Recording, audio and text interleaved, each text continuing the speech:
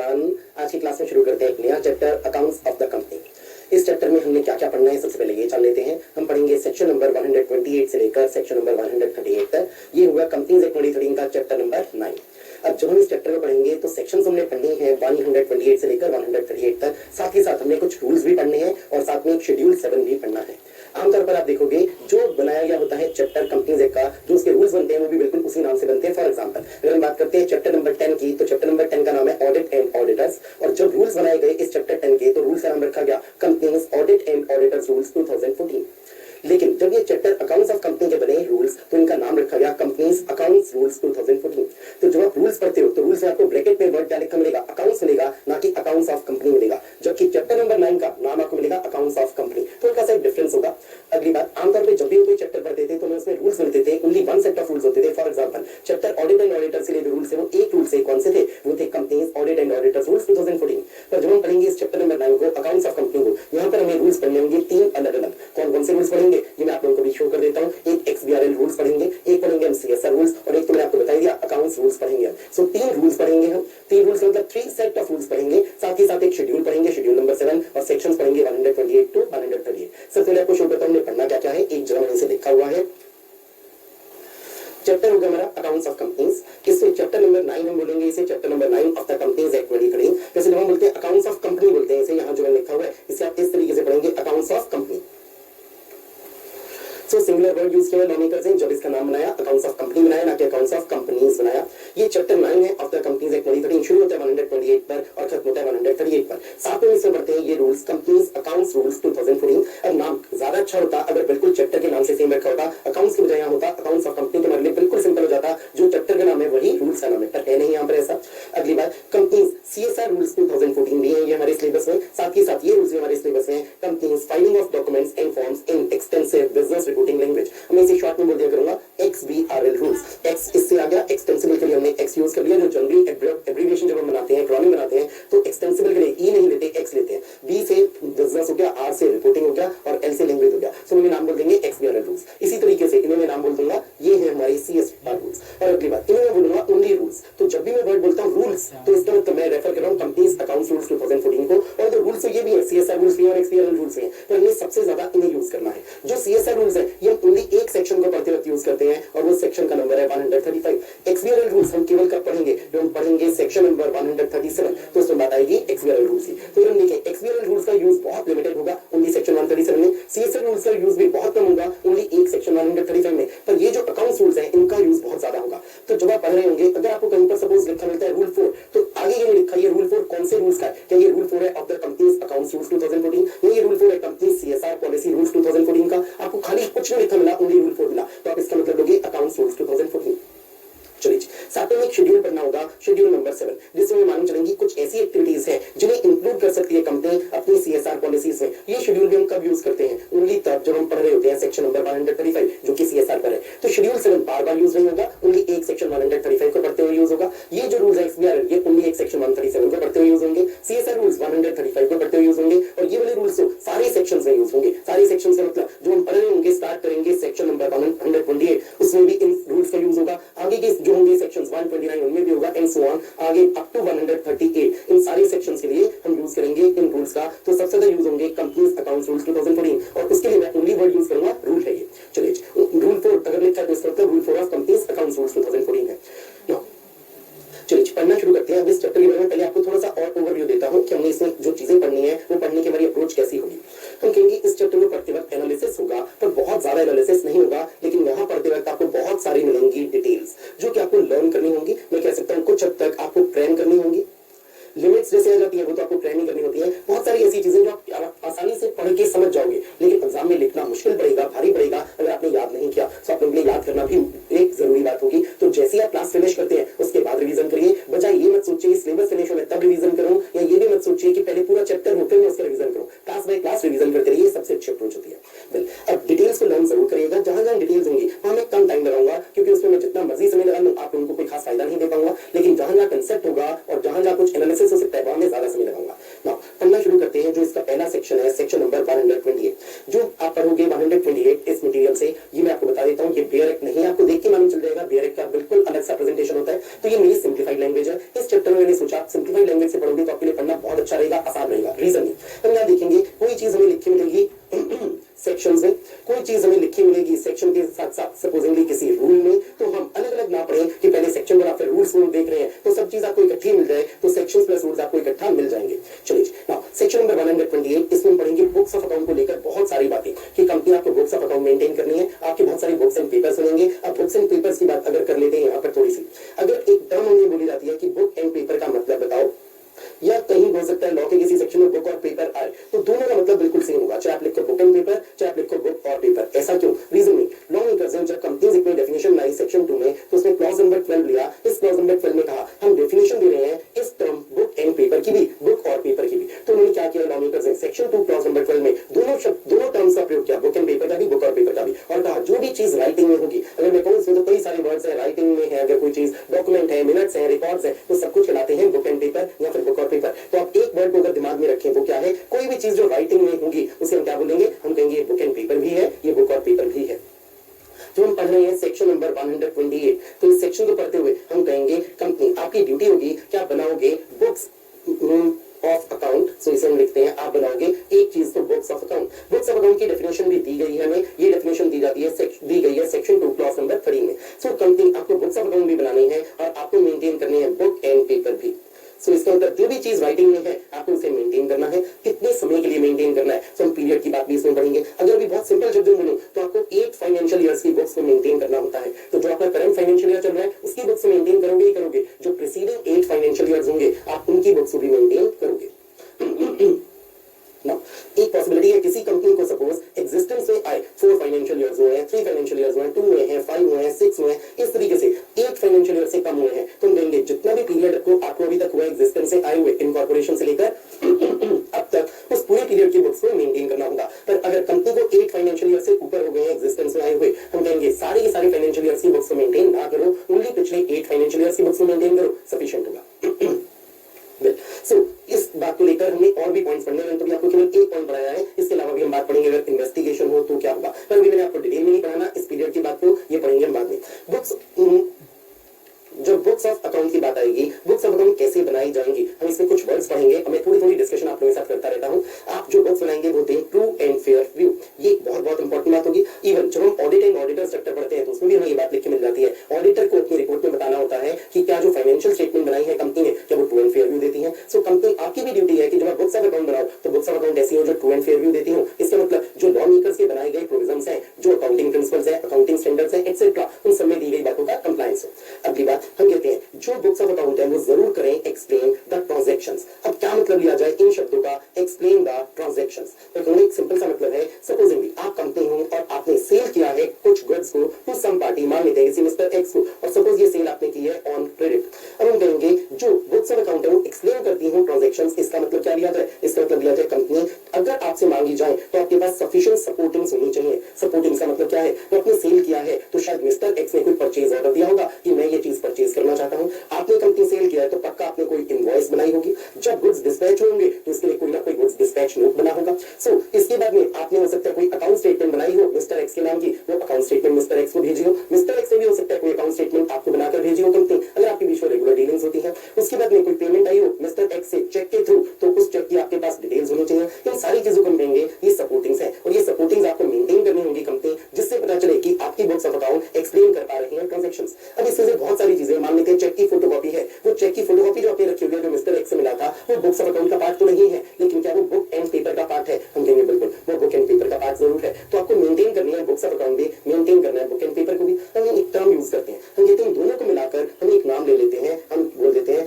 Books of account etcetera. अब क्या मतलब है बुक्स ऑफ अकाउंट के बाद एक्सेट्रा लगाने का, एक्सेट्रा इसलिए लगाया ये कवर कर लेगा इस टर्म को, बुक एंड पेपर को। तो आपको कंपनी 128 के तहत बनाना क्या होगा, आपको बनानी होगी बुक्स ऑफ अकाउंट एक्सेट्रा। चलिए अब आते हैं जरा हम कुछ बात करते हैं कौन कौन से बेसिस ऑफ अकाउंटिंग आपको कंपनीज एक्ट परमिट करता है। फॉर एग्जांपल हम बोलते हैं कैश बेसिस है। कैश बेसिस का सिंपल मतलब जिसमें कहते हैं कि अगर हमने कोई खर्चा किया और कैश पे कर दिया, उसके लिए अभी पेमेंट पेंडिंग नहीं है, आउटस्टैंडिंग नहीं है, तो हम इस खर्चे को रिकॉग्नाइज करेंगे। इनकम भी तभी रिकॉग्नाइज करेंगे जो हमें कैश रिसीव होगा, ये कैश बेसिस है। क्या ये एक बहुत अच्छा बेसिस होता है अकाउंटिंग का, हम कहेंगे नो, तो कंपनीज एक्ट से परमिट नहीं करता। एक होता है अक्रूवल बेसिस। क्या अक्रूवल बेसिस बहुत अच्छा सिस्टम है, हम कहेंगे बिल्कुल। इसका मतलब एक्सपेंस अगर आपका किसी पर्टिकुलर पीरियड का है लेकिन अभी आउटस्टैंडिंग आपने पे नहीं किया, कोई बात नहीं, इसे आप अकाउंट फॉर करोगे, उसी पीरियड में लोगे जिस पीरियड का ये एक्सपेंस है, चाहे अभी तक पे नहीं हुआ, आउटस्टैंडिंग है। और सेम चीज इनकम के लिए है, इनकम भी आप अक्रूवल बेसिस पर बुक करोगे। इसका मतलब अगर आपने कोई सेल कर दी है सपोज 31 मार्च 2020 से पहले तो 31 मार्च 2020 की फाइनेंशियल स्टेटमेंट में उसे इंक्लूड कर लोगे, चाहे अभी तक आपने जो सेल किया है वो क्रेडिट सेल किया और आपको अभी तक उसका पैसा नहीं मिला। एक होता है हाइब्रिड सिस्टम। अब हाइब्रिड सिस्टम क्या होता है, जानने की जरूरत नहीं, शायद आप लोगों ने वैसे भी पढ़ा होगा अकाउंट्स में। सो हाइब्रिड सिस्टम है वो हम यूज नहीं कर सकते, ओनली एक सिस्टम यूज कर सकते हैं और वो कौन सा सिस्टम है, अक्रूवल।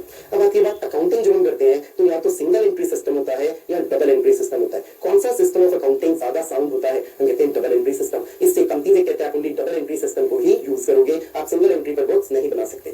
चलिए अब पढ़ना शुरू करते हैं सेक्शन नंबर 128 को। एक और चीज आप लोग कर सकते हैं, आप इस पूरे के पूरे सेक्शन को एक बार खुद से पढ़ लीजिए, वीडियो को पॉज करिए, पूरे सेक्शन 128 पर पढ़िए, आपको बहुत सारी चीजों की अच्छी अंडरस्टैंडिंग मिल जाएगी। जो आप पढ़ चुके हैं फिर इस वीडियो को रिज्यूम करिए और इस डिस्कशन को सुनिए, आप ज्यादा अच्छे से समझ पाएंगे, अंडरस्टैंडिंग अच्छी बन पाएगी।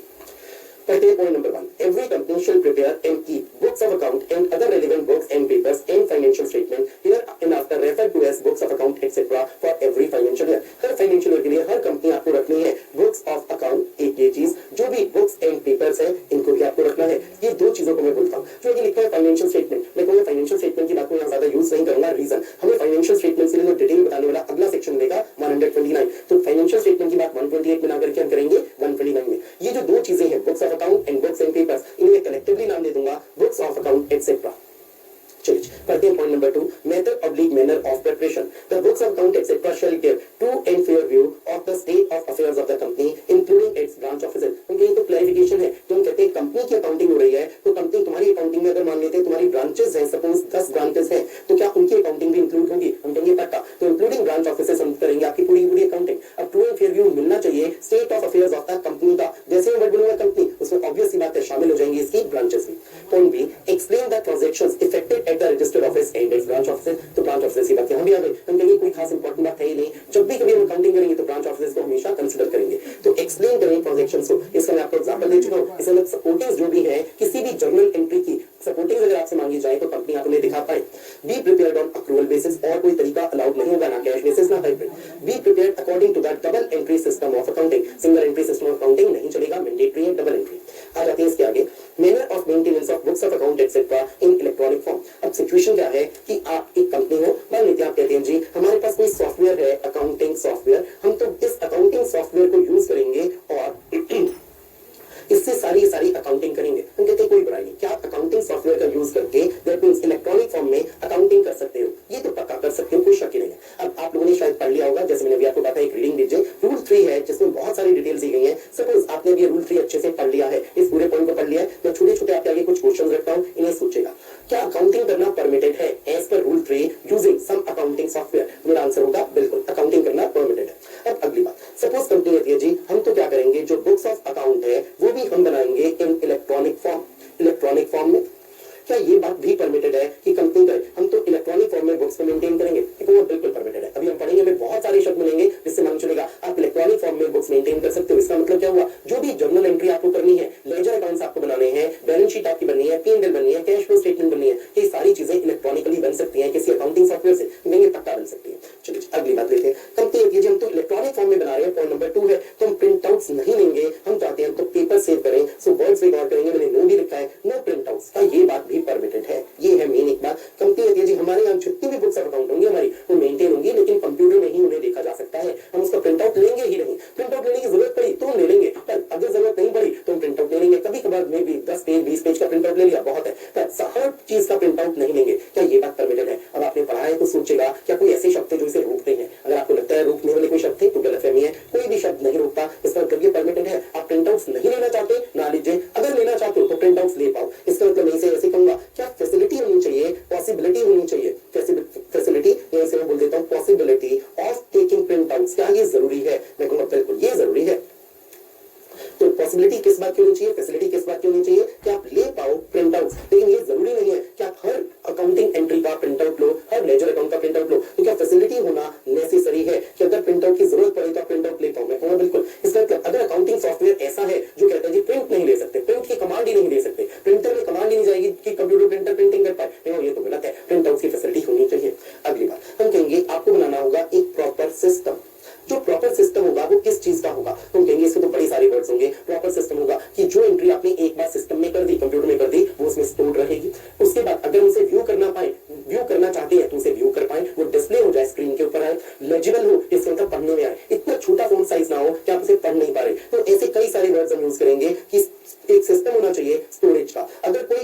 आप देखना चाहते हो तो क्या आप उसे देख पाओगे? रिट्रीवल उसे बोल देंगे। क्या आप रिट्रीव कर सकते हो? एंट्री कर दी और 2 दिन बाद आप देख नहीं सकते, फायदा क्या हुआ? तो जो भी आप जर्नल एंट्रीज कर रहे हो, अकाउंटिंग एंट्रीज कर रहे हो, आप उन्हें व्यू कर पाओ, स्टोर हो जाए, आप उन्हें 2 दिन बाद, 5 दिन बाद, इवन 2 साल बाद, 5 साल बाद देख पाओ, रिट्रीव कर पाओ। हम कहेंगे बिल्कुल कोई स्टेटमेंट बन जाएगी अपने आप ही। सपोज कैश फ्लो स्टेटमेंट बन जाएगी, सपोज हमें डेटा से रिकवरी करनी है तो उसकी एक स्टेटमेंट बन जाएगी। ये स्टेटमेंट्स बनी है तो रिट्रीव भी हो पाए। अगली बात हम कहेंगे क्या हम इनके प्रिंट आउट्स भी ले पाए? ये भी सिस्टम में होनी चाहिए बात। हम कहेंगे बिल्कुल प्रॉपर सिस्टम होना चाहिए जिसमें सारी की सारी बातें होनी चाहिए। अगली बात, जो भी हम देख रहे हैं क्या हम डिस्प्ले हो पाए, इसका मतलब क्या हम उसे व्यू कर पाए? तो सिस्टम इस बात का भी होगा हम इन सब चीजों को व्यू भी कर पाए, प्रिंट आउट ले पाए, व्यू कर पाए, स्टोरेज हो, रिट्रीवल हो। अगली बात, क्या यहाँ सेफ्टी होना जरूरी है? सेफ्टी सिक्योरिटी में बोल देता हूँ। किस बात की सिक्योरिटी? कि सपोजिंगली कंपनी का कोई एक पीएन है और उसे कोई ड्राइव देकर कहता है कि तुम सारी सारी अकाउंटिंग एंट्रीज एक पेन ड्राइव में कॉपी करके दे दो, तो क्या ये पीएन की एक्सेस हो कि ये एक्सेस कर पाएगा? हम कहेंगे बिल्कुल नहीं, इसकी एक्सेस नहीं होनी चाहिए, ऐसा सिस्टम होना चाहिए। तो कौन लोग एक्सेस कर पाएंगे? इसके लिए ऑथराइजेशन होनी चाहिए। फॉर एग्जाम्पल पासवर्ड होने चाहिए, आप अपने पासवर्ड से लॉग इन करोगे तभी आप व्यू कर पाओगे, और वो पासवर्ड सब एम्प्लॉइज के अलग अलग होने चाहिए। ये चीज हम इंश्योर करेंगे। हम कहेंगे जो भी आप देखोगे स्क्रीन के ऊपर वो लेजिबल होना चाहिए।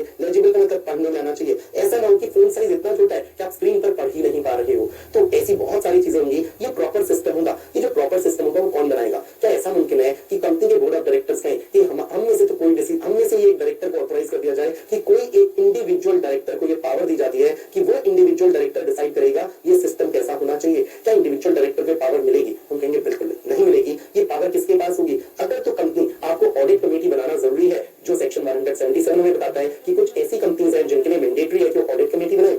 अगर तो आपको ऑडिट कमेटी बनाना जरूरी था कंपनी, तो ऑडिट कमेटी इस प्रॉपर सिस्टम को बनाएगी। और अगर ऑडिट कमेटी बनाना जरूरी नहीं था तो सिस्टम कौन बनाएगा? हम कहेंगे बोर्ड ऑफ डायरेक्टर्स है जो कि ये सिस्टम बनाएंगे। एक प्रॉपर सिस्टम होना चाहिए। चलिए इसके आगे की कुछ बातों को डिस्कस करते हैं। सपोजिंगली आपने अकाउंटिंग एंट्रीज रखी हुई हैं अपनी हार्ड डिस्क में, और सपोज कंप्यूटर की हार्ड डिस्क क्रैश कर जाती है और ये सारा डेटा अब रिट्रीव नहीं हो सकता, आप इसे देख नहीं सकते, बड़ा नुकसान होगा, बड़ी दिक्कत होगी। कैसे इतनी सारी अकाउंटिंग एंट्रीज पर दोबारा कर पाओगे? शायद कर ही नहीं पाओगे। तो क्या कोई बैकअप भी रखना होगा इसका? हम कहेंगे बिल्कुल आप इसका बैकअप जरूर रखोगे। बैकअप कहाँ रखा जाएगा? हम कहेंगे आपका कोई सर्वर होगा कंपनी जिसमें की ये सारी अकाउंटिंग एंट्रीज जो आपने की हैं, जितनी स्टेटमेंट्स बनी हैं, जितने अकाउंटिंग रिकॉर्ड्स हैं, जो बुक्स ऑफ अकाउंट एक्सेट्रा में कवर होते हैं, सब कुछ का बैकअप होगा। क्या ये सर्वर आप रख सकते हो आउटसाइड इंडिया? बिल्कुल नहीं। ये सर्वर कहाँ होना चाहिए? ये होना चाहिए इन इंडिया। अब अगर सपोजिंगली रजिस्ट्रार जिसकी पावर होती है कि वो आकर इंस्पेक्शन करना चाहता है कंपनी के रजिस्टर्ड ऑफिस पर या किसी भी और प्लेस पर जहां पर भी बुक्स ऑफ अकाउंट रखी है, रजिस्ट्रार इंस्पेक्शन करने आए तो क्या वो इंस्पेक्शन कर पाए? क्या उसे भी एक्सेस मिलेगा या एक्सेस नहीं मिलेगा? हम कहेंगे उसे भी एक्सेस पक्का मिलेगा। ये कुछ चीजें हमने करनी है कि बुक्स ऑफ अकाउंट आप मेंटेन कर सकते हो इलेक्ट्रॉनिक फॉर्म में, पर उसकी कुछ शर्तें हैं। अब आते हैं एक दो पॉइंट्स को और लेते हैं। सपोजिंगली आप कोई सॉफ्टवेयर यूज करते थे, अकाउंटिंग सॉफ्टवेयर मान लेते हैं जिसका नाम है बीजी। आपको लगता है किसी वजह से ये बीजी जो सॉफ्टवेयर है ये अकाउंटिंग सॉफ्टवेयर है, ये बात मैं लिख देता हूं, ये अकाउंटिंग सॉफ्टवेयर आपको किसी वजह से पसंद नहीं आ रहा। आप कहते हो फ्यूचर में हम कोई दूसरा सॉफ्टवेयर यूज करेंगे, सपोजिंगली हम यूज करेंगे टैली। क्या आप सॉफ्टवेयर चेंज करना चाहो? कर सकते हो, तो हमें कहीं पर भी रोका नहीं गया, आप जरूर चेंज कर सकते हो। पर अब एक बात, जो पुरानी बुक्स आप बना चुके थे, मान लेते हैं आप इस बीजी सॉफ्टवेयर को यूज करके कुछ फाइनेंशियल ईयर्स की बुक्स बना चुके थे 2015-16 से लेकर फाइनेंशियल ईयर 2000 सपोज 18-19 तक की बुक्स आपकी ऑलरेडी बनी हुई थी इन बीजी। अब आप आगे की बुक्स तो टैली में बनाओगे ही बनाओगे, आप चाहते हो कि ये जो पुरानी बुक्स हैं हम इन पुरानी बुक्स को भी कन्वर्ट कर दें इनटू टैली। तो टैली में इनकी एंट्रीज ले आए, जिससे कि हम जब टैली ओपन करें तो हमें 2019-20 की तो एंट्रीज टैली में दिखे, पुराने फाइनेंशियल ईयर्स 2015-16 वाली एंट्रीज भी दिखे, 16-17 वाली एंट्रीज, 17-18, 18-19 वाली एंट्रीज भी टैली में दिखे। तो आप क्या करना चाहते हो? आप एक डिफरेंट फॉर्मेट में लाना चाहते हो। मैं इसे क्या कहूंगा, आप फॉर्मेट चेंज करना चाह रहे हो, आप डिफरेंट फॉर्मेट में लाना चाह रहे हो। तो आप डिफरेंट फॉर्मेट में ला सकते हो using some new software, suppose Tally, और वो भी कौन सी बुक्स को? 2018-19। क्या ये डिफरेंट फॉर्मेट में अलाउड होगा? हम कहेंगे बिल्कुल अलाउड होगा। बस आपको एक बात को इंश्योर करना है, जो आपकी ये वाली अकाउंटिंग इन्फॉर्मेशन थी 2015-16 से लेकर 18-19 वाली इन्फॉर्मेशन, ये चेंज नहीं होनी चाहिए, ये एक्यूरेटली आनी चाहिए। ये एक्यूरेटली आए, ये कंप्लीटली आए। अगर आप टैली में लाना चाहते हो ये पूरी की पूरी अकाउंटिंग इन्फॉर्मेशन, आप जरूर ला सकते हो। बस आपको इंश्योर करना होगा फॉर्मेट चेंज करते हुए जो इन्फॉर्मेशन है वो लॉस ना हो, ऐसा ना हो कुछ एंट्रीज आए ही ना टैली में, ये गलती ना हो, ना ही ऐसा हो कि एंट्रीज हो पर चेंज फिगर्स के साथ आ जाए या नाम चेंज हो जाए, अकाउंट हेड चेंज हो जाए, ऐसा नहीं होना चाहिए। तो आप फॉर्मेट को भी क्या चेंज करना चाहो तो चेंज कर सकते हो, बिल्कुल।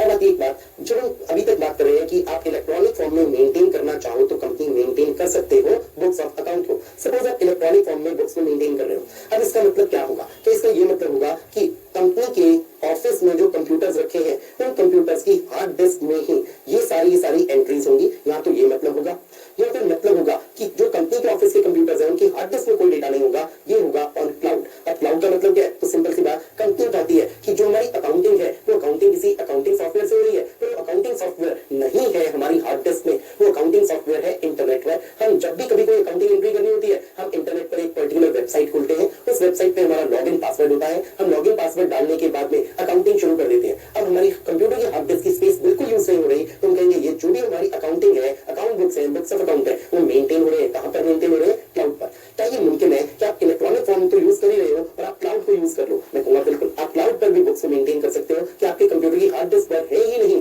कोई भी डेटा, कोई भी एंट्री। अब अगर आपको कोई डेटा देखना होगा, अकाउंटिंग एंट्रीज देखनी होंगी, तो क्या करना पड़ेगा? आपको उसके लिए इंटरनेट कनेक्शन चाहिए होगा। बिना इंटरनेट कनेक्शन के आप क्लाउड पर जो एंट्री स्टोर्ड है वो व्यू नहीं कर पाओगे। फिर भी क्या क्लाउड परमिटेड है? मैं कहूंगा बिल्कुल, cloud computing, cloud accounting permitted है। तो आप क्या कर सकते हो? एक ऐसा सॉफ्टवेयर भी ले सकते हो जो सॉफ्टवेयर आपके कंप्यूटर की हार्ड डिस्क में नहीं होगा इंस्टॉल, वो होगा क्लाउड पर। जब भी आपको कोई अकाउंटिंग एंट्री करनी होगी तो भी आपको इंटरनेट कनेक्शन चाहिए होगा, तभी आप कर पाओगे कोई अकाउंटिंग एंट्रीज। जो अकाउंटिंग एंट्रीज आप ऑलरेडी कर चुके हो उन्हें व्यू करना होगा तो भी आपको इंटरनेट कनेक्शन चाहिए होगा। आप उसी वेबसाइट पर जाओगे, जाकर लॉगिन पासवर्ड डालोगे और तब आप व्यू कर पाओगे पुरानी की हुई अकाउंटिंग एंट्रीज। क्या क्लाउड कंप्यूटिंग भी परमिट की? हमने कहा बिल्कुल। कंप्यूटर की हार्ड डिस्क पे अगर आप रखना चाहते हो बुक्स ऑफ अकाउंट को, क्या ये भी परमिट? क्या? हमने कहा बिल्कुल, ये सब चीज परमिटेड है। अब इस पर हमने कुछ बातें करनी है कि हमें सर्विस प्रोवाइडर का एड्रेस देना है। चलिए, सर्विस प्रोवाइडर में किसे बोलूंगा इस बात को अभी डिस्कस कर लेते हैं। मान लेते हैं आपने टैली जो अकाउंटिंग सॉफ्टवेयर है आपने वो परचेज किया हुआ है। हो सकता है आपने अपना कोई अलग से बनवाया हो, ईआरपी सॉफ्टवेयर बनवाया हो, सो कस्टमाइज हो, इसे मैं कह सकता हूं आपने कस्टमाइज करवाया हुआ हो, ये भी पॉसिबल है। सैप नाम का भी एक सॉफ्टवेयर हो सकता है, वो यूज कर रहे हो। तो जो भी अकाउंटिंग सॉफ्टवेयर यूज कर रहे हो उसका सर्विस प्रोवाइडर कौन है, कौन सी कंपनी है जिसने वो आपको दिया है, हम उस सर्विस प्रोवाइडर की डिटेल्स देंगे। साथ ही साथ अगर हम कहेंगे क्लाउड पर है हमारी बुक्स, तो हम कहेंगे सर्विस प्रोवाइडर का एड्रेस हम देंगे ही देंगे। साथ में हम बताएंगे कि ये क्लाउड पर है तो इसका कौन सा डोमेन है, दैट मींस इस वेबसाइट का क्या एड्रेस है, तो वेबसाइट का एड्रेस भी देंगे। In case the books are maintained on cloud, तो हम देंगे यहाँ पर वेबसाइट का एड्रेस। तो लॉ मेकर्स आपने परमिट तो किया है, मैं लॉ मेकर्स जैसे मैं वर्ड ना यूज करूं, सीजी आपने परमिट तो किया है कि बुक्स ऑफ अकाउंट को मेंटेन किया जा सकता है इन इलेक्ट्रॉनिक फॉर्म, लेकिन उसमें कई सारी कंडीशंस, कई सारे सेफगार्ड्स हैं जिनमें से कुछ पॉइंट्स मैंने भी डिस्कस कर लिए हैं। सो आप इलेक्ट्रॉनिक फॉर्म में बुक्स ऑफ अकाउंट को मेंटेन कर सकते हो, पर ये शर्तें पूरी करना जो रूल 3 में दी गई है। अब मेरे हिसाब से rule 3 examination point of view से बहुत इंपॉर्टेंट रूल है। रीजन मीन अगर इस सेक्शन 128 के तहत देखें, मेरे पास दो बहुत इंपॉर्टेंट कंसेप्ट्स हैं। एक इंपॉर्टेंट कंसेप्ट अभी मैंने आपको करवा दिया है रूल 3 में, जिसमें हम पढ़ते हैं कि आपको इलेक्ट्रॉनिक फॉर्म में बुक्स ऑफ अकाउंट मेंटेन करने की परमिशन है सब्जेक्ट टू कंडीशंस। एक और बहुत इंपॉर्टेंट चीज हमें पढ़ने को मिलेगी, वो रूल 4 में पढ़ने को मिलेगी। सो रूल 3 रूल 4 में लिखी बातें इंपॉर्टेंट है और जो क्वेश्चन तो किसी और चीज पर भी आ सकता है जो रूल 3 रूल 4 के अलावा है। अब पढ़ते हैं point number 3, manner of maintenance of books of account etcetera in electronic form. आप इलेक्ट्रॉनिक फॉर्म में मेंटेन कर सकते हैं। The books of account and other relevant papers may be kept in electronic mode in such manner as may be prescribed. That means law makers ने section 128 में तो बस दो बातें लिखी और खत्म कर दिया। ये सेंट्रल गवर्नमेंट ने बनाए रूल्स। अब ये रूल 3 कौन से रूल्स का है? क्या ये सीएसआर रूल्स का रूल 3 है? मैंने आपको कहा बिल्कुल नहीं। क्या ये एक्सबीआरएल रूल्स का रूल 3 है? वो भी नहीं। ये कौन से रूल्स का है? Companies accounts rules 2014। क्योंकि जहां पर भी आपको रूल के आगे नहीं लिखा मिलेगा कि कौन से रूल्स का है, तो इसका मतलब ये कंपनीज अकाउंट्स रूल्स का रूल नंबर 3 है। पढ़ते हैं इसे। The books of account etc. shall remain accessible in India। ये accessible रहेंगी, इसका मतलब अगर कभी कोई रजिस्ट्रार चाहता है कि मैं इंस्पेक्शन करूं, या हो सकता है जो कंपनी का डायरेक्टर है वो इंस्पेक्शन ऑफ बुक्स करना चाहता है। हम आगे जाकर इस बात को पढ़ लेंगे, क्या डायरेक्टर तुम इंस्पेक्शन कर सकते हो। चलो इस बात को भी ऐसा करते हैं, अभी हम डिस्कस कर ही लेते हैं साथ ही। सपोजिंगली सिचुएशन ये आती है हमारे पास कि कंपनी के बोर्ड ऑफ डायरेक्टर्स हैं और इन बोर्ड ऑफ डायरेक्टर्स में कई सारे लोग हैं। मान लेते हैं B1 to B10, ये 10 लोग हैं। इनमें जो B1 है, मान लेते हैं जो B1 है उसका नाम है बिट्टू। चलो सो बिट्टू नाम का ये एक डायरेक्टर है, निकनेम ले लेते हैं, बिट्टू वैसे निकनेम ही होता है। ये B1 बिट्टू चाहता है, B1 जिसका नाम है बिट्टू, वो चाहता है कि मैं जाकर इंस्पेक्शन करूं books of account maintain by the company की इंस्पेक्शन ऑफ बुक्स करना चाहता है। पर आपको एक बात बताई जाती है, बोर्ड ऑफ डायरेक्टर्स ने बोर्ड मीटिंग करके क्या बिट्टू को ऑथोराइज किया है? क्या बोर्ड मीटिंग में कोई रेजोल्यूशन पास हुआ है जिससे कि ऑथोराइज किया गया हो इस बिट्टू को? तो हमें आंसर मिलता है नो। ये आपको गिवन फैक्ट्स है, ये गिवन है कि बोर्ड मीटिंग में बोर्ड ऑफ डायरेक्टर्स ने कोई रेजोल्यूशन पास करके ऑथोराइज नहीं किया इस व्यक्ति बिट्टू को कि तुम जाकर इंस्पेक्शन करो। क्या अब कोई भी डायरेक्टर, इंडिविजुअल डायरेक्टर, जैसे 10 डायरेक्टर्स हैं, क्या 10 के 10 डायरेक्टर्स अभी भी इंस्पेक्शन कर सकते हैं? ये हमारे पास एक क्वेश्चन है, अब इसका एक लॉजिक बनाते हैं। क्या बिट्टू तुम इंस्पेक्शन कर पाओगे? हमें इसका आंसर देना है ईदर यस और आंसर होगा नो। चलिए सोचते हैं जरा, अगर आप कंपनी के एक डायरेक्टर हो, आपके ऊपर जिम्मेदारी है इस बात को इंश्योर करना कि कंपनी की books of account true and fair view दे। कल को एक बात भी आती है, आप टॉप मैनेजमेंट हो, कल को अगर कोई फ्रॉड होता है तो पूरी टॉप मैनेजमेंट के ऊपर उंगली उठाई जाती है, क्वेश्चन उठाया जाता है कि आपने नेग्लिजेंस बरती है, आपकी लापरवाही की वजह से फ्रॉड हुआ है, और टॉप मैनेजमेंट तो सारे डायरेक्टर्स आते हैं। एमडी डब्ल्यूटीडी आप तो आते हैं टॉप मैनेजमेंट में, क्या सारे डायरेक्टर्स कवर हो जाते हैं टॉप मैनेजमेंट में? Answer is yes. अब सोचे तुम पर उंगली उठ जाएगी बेटू अगर कल को कोई फ्रॉड हुआ और तुम चाहते हो फ्रॉड ना हो और इसलिए तुम चाहते हो मैं रेगुलरली बुक्स ऑफ अकाउंट को इंस्पेक्ट किया करूं, लेकिन अगर तुम्हें रोक दिया जाए कि देखो बोर्ड ऑफ डायरेक्टर्स है तो कोई रेजोल्यूशन पास करके तुम्हें ऑथराइज ही नहीं किया बेटू, तुम कैसे चेक कर सकते हो बुक्स ऑफ अकाउंट को? उनके तो नाइंसाफी है, तुम्हें बुक्स ऑफ अकाउंट चेक करने नहीं दी जाए, पर अगर कोई फ्रॉड होता है तो तुम्हें इसके लिए जरूर जिम्मेदार ठहरा दिया जाता है। ये तो गलत बात है भाई। तुम्हें ड्यूटी दी गई है कि तुम इंश्योर करो कि कंपनी में सब कुछ ठीक चले, तो तुम्हें पावर भी तो मिलनी चाहिए कि तुम बुक्स ऑफ अकाउंट को देख पाओ। तो क्या डायरेक्टर को पावर मिलनी चाहिए? हम कहेंगे बिल्कुल। चाहे ये बात हमें एग्जाम के किसी क्वेश्चन में लिखी हुई मिल जाए कि बिट्टू एक डायरेक्टर था जिससे कि नहीं किया गया है authorise by the board to inspect the books of account, लेकिन क्या फिर भी वो इंस्पेक्शन कर सकता है? हम कहेंगे बिल्कुल, ये अभी भी इंस्पेक्शन कर सकता है। तुम्हारा सही आंसर क्या होगा? हम कहेंगे बिट्टू तुम्हारा राइट है to inspect the books of account, और तुम ये बुक्स ऑफ अकाउंट का इंस्पेक्शन कर सकते हो, इसलिए तुम्हें किसी से कोई पावर, कोई ऑथराइजेशन, कोई रेजोल्यूशन नहीं चाहिए। ये राइट तुम्हें कौन दे रहा है? हम कहेंगे बिट्टू ये जो तुम्हारा राइट है ये तुम्हें लॉ दे रहा है, लॉ का सेक्शन नंबर 128 दे रहा है, तो तुम हमेशा इंस्पेक्शन कर पाओगे।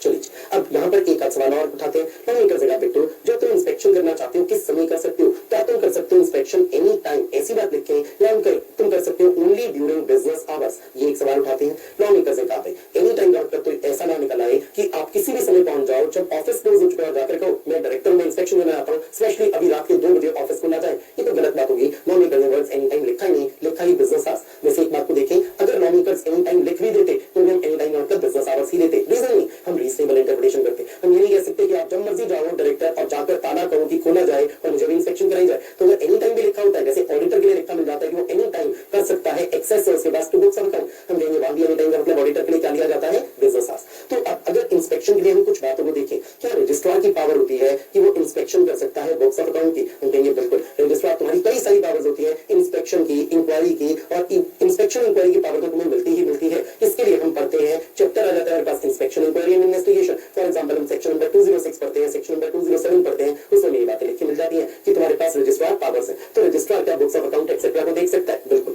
क्या ऑडिटर देख सकता है? हम कहेंगे बिल्कुल, ऑडिटर तुम्हारे पास भी पावर है, पर वो भी हम इस सेक्शन 128 में नहीं पढ़ेंगे, हम पढ़ेंगे ऑडिटर तुम्हारी पावर सेक्शन नंबर 143 में पढ़ी जाती है, जिसमें मिल जाता है क्या क्या राइट्स हैं, क्या क्या पावर्स हैं, क्या क्या ड्यूटीज है ऑडिटर की। तो रजिस्ट्रार तुम्हारे पास भी पावर है, ऑडिटर के पास भी पावर है। क्या कंपनी के हर डायरेक्टर के पास पावर है? हम कहेंगे बिल्कुल। डायरेक्टर को पावर कौन देता है? सेक्शन देता है 128। तो 128 के तहत हर डायरेक्टर की पावर है। अगर कोई पूछे कौन सा डायरेक्टर, क्या वो डायरेक्टर ओनली एमडी होगा, फुल टाइम डायरेक्टर होगा, या कोई भी हो सकता है? मैं कहूंगा कोई भी हो सकता है, एमडी, डब्ल्यूटीडी, ऑर्डिनरी डायरेक्टर। क्या रोटेशनल डायरेक्टर कर सकता है inspection? Yes. Non rotational? Yes. Additional, alternate, nominee, कोई भी डायरेक्टर, इंडिपेंडेंट डायरेक्टर, वो भी यस। तो सिंपली जो मर्जी डायरेक्टर हो, ये तो मैंने बस एग्जांपल के तौर पे लिख दिया, वो जरूर कर सकता है इंस्पेक्शन। अब आते हैं अगली सिचुएशन पर। सपोज हमसे कोई पूछता है कि आप कंपनी के एक मेंबर हो, और क्योंकि आप मेंबर हो और आप चाहते हो मैं इंस्पेक्शन करूं, क्या आप इंस्पेक्शन कर सकते हो? अब जो मुझे लगता है आप लोगों ने शायद ऐसे वर्ड्स कई बार सुने होंगे, मेंबर हो, शेयर होल्डर हो, इसका मतलब आप तो ओनर हो। लेकिन मुझे लगता है आप लोगों ने मेरे मुंह से कभी भी ये वर्ड नहीं सुना होगा आज तक एक बार भी कि मैं कहूं member owner of the company होता है। कभी भी नहीं सुना होगा मेरे मुंह से। ऑन दो अकाउंट्स पढ़ते वक्त या मे बी किसी और सब्जेक्ट को पढ़ते वक्त आपने वर्ड्स कई बार सुने होंगे। मैं कहूंगा बिल्कुल गलत बात है ये बोलना कि मेंबर ओनर होता है। कोई भी ओनर नहीं होता। आप कंपनी से पढ़ रहे हो, कंपनी की बात कर रहे हो, कंपनी का कोई ओनर होता ही नहीं। ओनर वर्ड फिट ही नहीं होता in case of a company. और आपको इसका बहुत अच्छा प्रूफ मिलता है। कई तरीके से वैसे बात प्रूव हो सकती है, मे बी 10 तरीकों से बात प्रूव हो सकती है। लेकिन यहाँ मैं अगर रेलेवेंट बात करूं, आप मेंबर हो और आपके पास जितने मर्जी शेयर्स क्यों ना हो, चाहे शेयर होल्डिंग हो 5%, चाहे 40%, चाहे 60%, चाहे 80%, चाहे 99%, आप मेंबर हो लेकिन डायरेक्टर नहीं हो। देखिए डायरेक्टर का राइट तो होता है, चाहे डायरेक्टर मेंबर ना भी हो। अगर मुझसे बोला जाए कोई एक व्यक्ति है जो कि डायरेक्टर है और वो इंस्पेक्शन करना चाहता है, क्या इंस्पेक्शन कर पाएगा? मैं कहूंगा बिल्कुल कर पाएगा। Even if he is not a member, चाहे वो मेंबर ना भी हो तो भी वो इंस्पेक्शन कर सकता है। क्यों? क्योंकि वो डायरेक्टर है। तो अब सिचुएशन है आप मेंबर हो बट नॉट अ डायरेक्टर, आप डायरेक्टर नहीं हो। और अब आपके पास जितनी मर्जी शेयर होल्डिंग क्यों ना हो, आप इंस्पेक्शन करना चाहते हो, क्या आपके पास कोई राइट है, right of inspection of books of account? तो आंसर इज नो। आपके पास कोई भी राइट नहीं है। लॉ आपको कोई राइट नहीं देता। क्यों राइट नहीं देता? लॉ मेकर्स की सोच है। वो कहते हैं आप मेंबर हो, आपको क्या लेना देना इस बात से कि बुक्स ऑफ अकाउंट में क्या क्या लेजर अकाउंट्स में क्या क्या अमाउंट्स हैं, कंपनी ने किससे क्या सामान खरीदा है, कंपनी ने किसे बेचा है। मेंबर को इतनी कॉन्फिडेंशियल बातें क्यों पता चले? अगर आपको ये तो बड़ा मेंबर है, मैं कहूंगा सिंपल से एक बात, बड़े मेंबर हो छोटे मेंबर उससे क्या पड़ता है? तुमने कंपनी में पैसे इन्वेस्ट किए, उस पैसे इन्वेस्ट के लिए तुम्हें रिटर्न मिलती है डिविडेंड के रूप में, तब तुम मैनेज थोड़ी करते हो। क्या मेंबर्स हैं जो कि मैनेज करते हैं कंपनी को? बिल्कुल नहीं। मैनेज कौन करते हैं कंपनी को? Board of directors. इससे बोर्ड ऑफ डायरेक्टर्स को पावर मिलनी चाहिए inspection of books of account etcetera की। तो क्या किसी भी मेंबर का कोई राइट, कोई पावर है कि वो इंस्पेक्ट करता है बुक्स ऑफ अकाउंट? मैं कहूंगा कोई भी राइट नहीं है। आप इंस्पेक्शन नहीं कर सकते, आपके जितनी मर्जी शेयर होल्डिंग क्यों ना हो। अगर आपके पास मान लेते हैं 90% के शेयर्स हैं, तब भी क्या आप इंस्पेक्शन कर पाओगे? मैं कहूंगा नहीं कर पाओगे। आपके पास शेयर होल्डिंग की वजह से ये पावर तो है कि कभी जनरल मीटिंग हो रही हो तो क्या किसी डायरेक्टर को रिमूव करने की पावर है? मैं कहूंगा पक्का है। जिसके पास सोचेगा, इवन मैं ऑल डायरेक्टर्स लिख देता हूं, अगर आप देखो क्या सारे के सारे डायरेक्टर्स को रिमूव करने की पावर भी ऐसे मेंबर के पास है जिसके पास 90% शेयर्स है, 60% है, 55 है, मोर देन 50% है। मैं कहूंगा पक्का डायरेक्टर्स का रिमूवल कैसे हो जाता है? By passing OR in GM. GM में ओआर पास करके आप डायरेक्टर्स को हटा सकते हो, नए डायरेक्टर्स को ला सकते हो, खुद डायरेक्टर बन सकते हो। लेकिन जब तक आप खुद डायरेक्टर नहीं हो तब तक आप नहीं कर सकते हो inspection of books of account. ये इतना ज्यादा फेवरेट क्वेश्चन है एग्जामिनर का, शायद एग्जाम में 2-3 बार तक आ चुका है। एग्जामिनर ये क्वेश्चन आपसे पूछता है कि आप एक मेंबर हो, कभी क्वेश्चन के इफेक्ट नहीं, आपके पास 76% के शेयर्स है, जिससे बच्चे को कंफ्यूज किया जाए कि देखो उस पास तो 3/4 से भी ज्यादा की इक्विटी शेयर कैपिटल है, इसका तक स्पेशल रेजोल्यूशन तक ये मेंबर पास करवा सकता है। और अब पूछा जाता है ये मेंबर है लेकिन ये डायरेक्टर नहीं है, क्या ये इंस्पेक्शन कर सकता है? पर आंसर होगा नहीं कर सकता, क्योंकि सेक्शन 128 ने भी ये राइट नहीं दिया किसी भी मेंबर को कि आप इंस्पेक्शन करो, किसी और सेक्शन ने भी कोई राइट नहीं दिया कि आप मेंबर हो तो आप इंस्पेक्शन करो। तो यही क्वेश्चन आ जाता है ऐसे, आपके पास 51% की शेयर कैपिटल है, आप इंस्पेक्शन करना चाहते हो, आप मेंबर हो, क्या कर सकते हो इंस्पेक्शन? नहीं कर सकते। अब जिन लोगों को लगता है मेंबर्स और ओनर्स होते हैं, कितनी बड़ी गलती है। आपको कई तरीकों से पता चलेगा। अगर आप ओनर होते, मालिक होते, तो क्या मालिक की बुक्स ऑफ अकाउंट ना देख पाता? इम्पॉसिबल। अगर आप फिर पूछो कि सर ओनर अगर मेंबर्स नहीं होते तो कौन होता है, एक सवाल ही गलत है। ये जबरदस्ती है क्या कि किसी को ओनर बनाना ही बनाना है? बिल्कुल कोई जबरदस्ती नहीं है। कंपनी एक आर्टिफिशियल पर्सन है, कंपनी कोई चीज नहीं है, चीजों के मालिक होते हैं। अगर कोई मोबाइल फोन है तो आप उसके लिए पूछ सकते हो सवाल कि मोबाइल फोन का मालिक कौन है, क्योंकि मोबाइल फोन एक चीज है, चीज का कोई मालिक हो सकता है। लेकिन अगर कोई मुझे कहे कि कोई मिस्टर ए है, जीते जागते एक व्यक्ति है, पर्सन है, वो उनका मालिक कौन है, मैं कहूंगा कोई मालिक नहीं है। इंसान का कोई मालिक नहीं होता, पर्सन का कोई मालिक नहीं होता। अब आपको सर ये तो कंपनी है, कंपनी तो इंसान नहीं है, कंपनी का तो मालिक होना चाहिए। तो कंपनी तो पर्सन होती है, सोचेगा कंपनी एक आर्टिफिशियल पर्सन है। जब कंपनी एक आर्टिफिशियल पर्सन है तो कंपनी कोई चीज नहीं है, वस्तु नहीं है, कंपनी एक पर्सन है और पर्सन का कोई मालिक नहीं होता। इसलिए कभी भी कंपनी के लिए वर्ड ओनर अगर आप दिमाग में रखोगे तो बहुत सारे कंसेप्ट आपके बिगड़ जाएंगे, गलत कंसेप्ट बन जाएंगे। अगर आप ये बात बोलते सुनते हो किसी और सब्जेक्ट में पढ़ते हो, मुझे नहीं पता वहां पे आप ऐसा क्यों करते हो सकता है उस सब्जेक्ट का पढ़ना आसान हो जाए आपके लिए, ओनर वर्ड सुनकर वहां कर लो। पर कंपनी में तो आप ब्लंडर कर बैठोगे अगर आप कहोगे कि मेंबर्स होते हैं कंपनी के ओनर्स। कोई भी ओनर नहीं होता कंपनी का, मेंबर्स भी नहीं होते, कोई और भी नहीं होता। चलिए, तो क्या मेंबर के पास कोई राइट ऑफ इंस्पेक्शन है? बिल्कुल नहीं, irrespective of share capital held by him. हमने जो बात कर रहे थे, हम बात कर रहे थे कौन कौन बुक्स ऑफ अकाउंट को देख सकते हैं, किन किन के पास एक्सेस होगा to the books of account. मैंने आपको ये बात बता दी है। So books of account India में रखी जाती है आपकी, और अभी ये बात हम पढ़ लेंगे लोकेशन ऑफ बुक्स, तो हमें मालूम चलेगा बुक्स ऑफ अकाउंट रखी जाती है इन इंडिया। तो बुक्स ऑफ अकाउंट को आप देख भी पाओ इन इंडिया, आपको एक्सेस मिलना चाहिए। तो जो भी बुक्स ऑफ अकाउंट इंडिया में रखी है वो एक्सेसिबल भी होनी चाहिए इन इंडिया। चलिए पढ़ते हैं रूल 3 में, पॉइंट नंबर ए हमने पढ़ लिया था, the books of account etcetera shall remain accessible in India.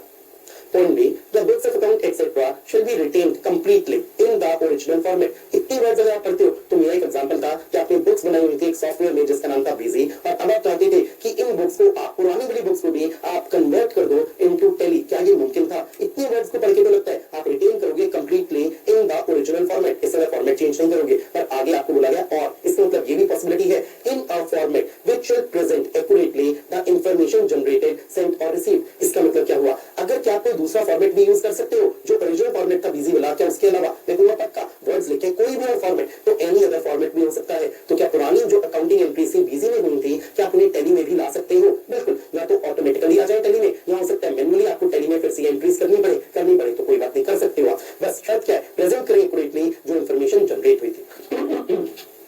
The information contained in the electronic records shall remain complete and unaltered. Unaltered है इसका मतलब inaccurate ना कर दो। आप ऐसा ना करो कि बिजी में जब थी इंफॉर्मेशन तो कोई अकाउंटिंग एंट्री आपने की थी 10,000 रुपीज से, अब आप उसे कर दो 1 लाख रुपीज। ऐसा नहीं करोगे, ऑल्टर नहीं करोगे। The information contained in the electronic records shall be legible. ये बात मैं आपके साथ डिस्कस कर चुका हूँ। legible means जो पढ़ने में आए, ऐसी नहीं होनी चाहिए जो आप पढ़ ही ना पाओ।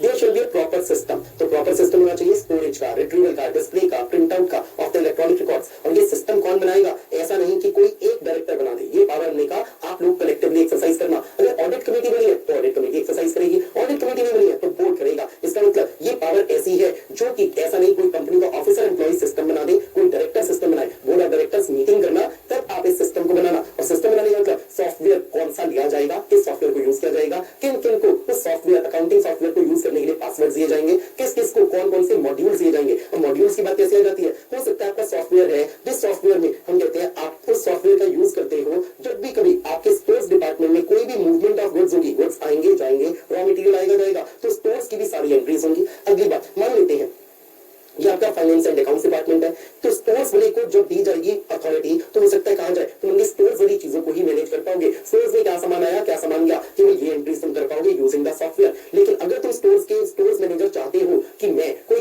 पेमेंट की एंट्री रिकॉर्ड कर लूं या कोई एक्सपेंस की एंट्री को रिकॉर्ड कर लूं, तुम नहीं कर पाओगे। तुम्हारे लिए कुछ चेक्स रखे जाएंगे, तुम केवल उतना ही काम कर पाओ जो स्टोर से रिलेटेड है। तुम इसे कहेंगे सारी बातें कहां लिखी होंगी, प्रॉपर सिस्टम में होंगी।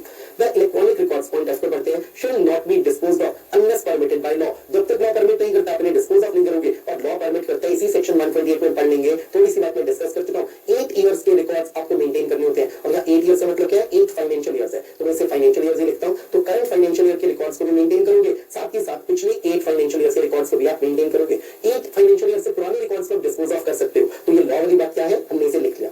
द बैकअप जरूर आपको रखना होगा इन इलेक्ट्रॉनिक रिकॉर्ड्स का। कहां रखोगे, सर्वर्स में, और वो सर्वर कहां पर होना चाहिए इन इंडिया। यह वर्ड्स है पीरियोडिक बेसिस। अब जब लॉ मेकर्स आप नहीं बता रहे कि पीरियोडिक बेसिस क्या है, तो मैं कहूंगा कोई भी रीजनेबल पीरियड लिया जा सकता है। फॉर एग्जांपल आप बैकअप ले लेते हो हर 1 महीने के बाद, मैं कहूंगा बिल्कुल ठीक है, कोई दिक्कत की बात नहीं है। सपोज आप तुम तो हर वीक बैकअप लेंगे, मैं कहूंगा कोई दिक्कत की बात नहीं है। तो ये तो कंपनी डिसाइड करेगी कि हम बैकअप कब लेंगे। लॉ इतना स्ट्रिक्ट नहीं हुआ कि वो कहे आपको हर हफ्ते लेना होगा या हर 3 दिन बाद लेना होगा।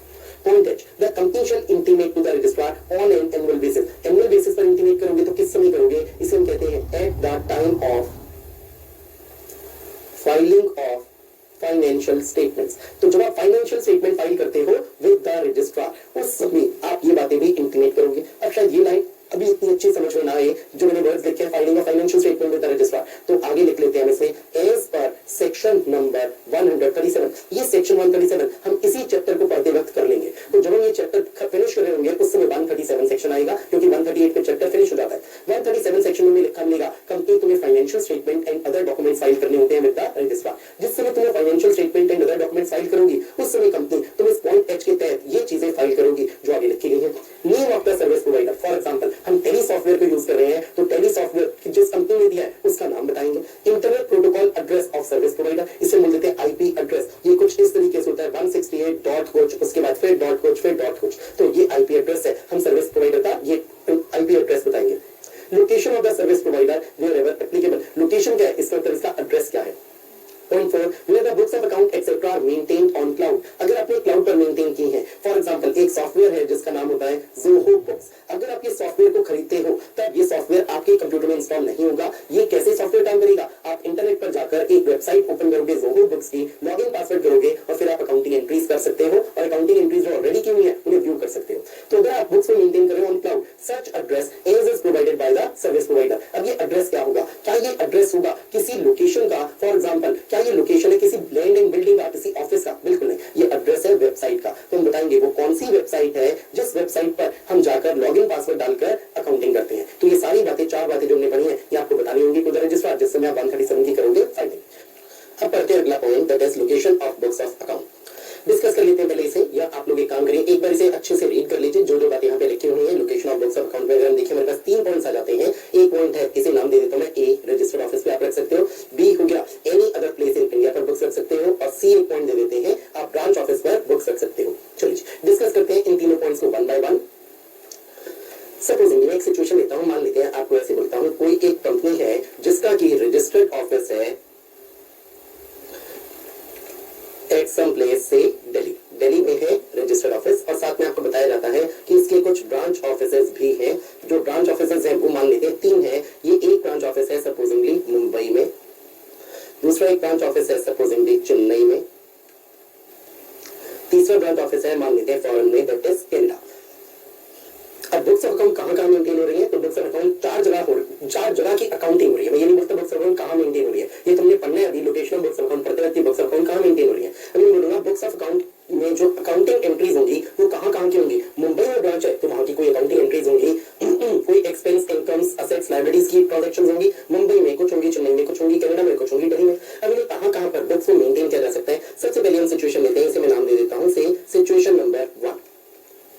इसे सिचुएशन नंबर ए बोलता हूं। क्यों सिचुएशन में बोल रहा हूं, क्योंकि जो चीज आपने यहाँ पर मैंने भी मार्किंग की थी आपकी, ए पॉइंट लिखा था रजिस्टर्ड ऑफिस, क्या ये पॉसिबल है कि सारी बुक्स को मेंटेन करें एट दिल्ली। तो दिल्ली में हम मेंटेन करते हैं, हम कहते हैं तो दिल्ली में ही सारी बुक्स को मेंटेन करेंगे, चाहे वो ट्रांजैक्शंस कहां पर हो रही हो, मेंटेन कर रहे हैं हम बुक्स को इन दिल्ली। कौन सी ट्रांजैक्शंस, जो दिल्ली की ट्रांजैक्शंस है वो भी दिल्ली में ही मेंटेन होंगी। जो मुंबई की ट्रांजैक्शंस होंगी शायद आपको लगेगा बहुत इनकन्वीनियंट है, पर कंपनी कहती है कोई बात नहीं जी, हमें तो यही सबसे सबसे अच्छा लग रहा है। मुंबई में अगर कोई सेल होगी तो हम उसकी एंट्री भी मुंबई में नहीं करेंगे, हम उसकी एंट्री भी दिल्ली से ही करेंगे। तो दिल्ली में ही सारी सारी अकाउंटिंग होगी, चाहे मुंबई की हो वो अकाउंटिंग एंट्रीज, चाहे चेन्नई की हो अकाउंटिंग एंट्रीज, चाहे कनाडा की हो अकाउंटिंग एंट्रीज। क्या लॉ इस बात को परमिट करता है? सिचुएशन नंबर ए, क्या दिल्ली में ही आप बुक्स मेंटेन कर सकते हो? तो मेंटेन बुक्स एट दिल्ली, इससे और क्लियर हो जाएगा। इस डैश को मैं हटा देता हूं। तो क्या ये मुमकिन है कि हम मेंटेन करें बुक्स एट दिल्ली? लॉ कहता है बिल्कुल, ये बात परमिटेड है, इसमें कोई भी दिक्कत नहीं है और कोई भी कंडीशन नहीं है। इसका मतलब सारी बुक्स आप मेंटेन कर सकते हो दिल्ली पर। एंड दिल्ली का मतलब क्या हुआ? Eight the registered office. Law ने आपको परमिट कर दिया। इसे मैंने नाम दिया है सिचुएशन ए। अब आ जाता हूं सिचुएशन नंबर बी लेते हैं।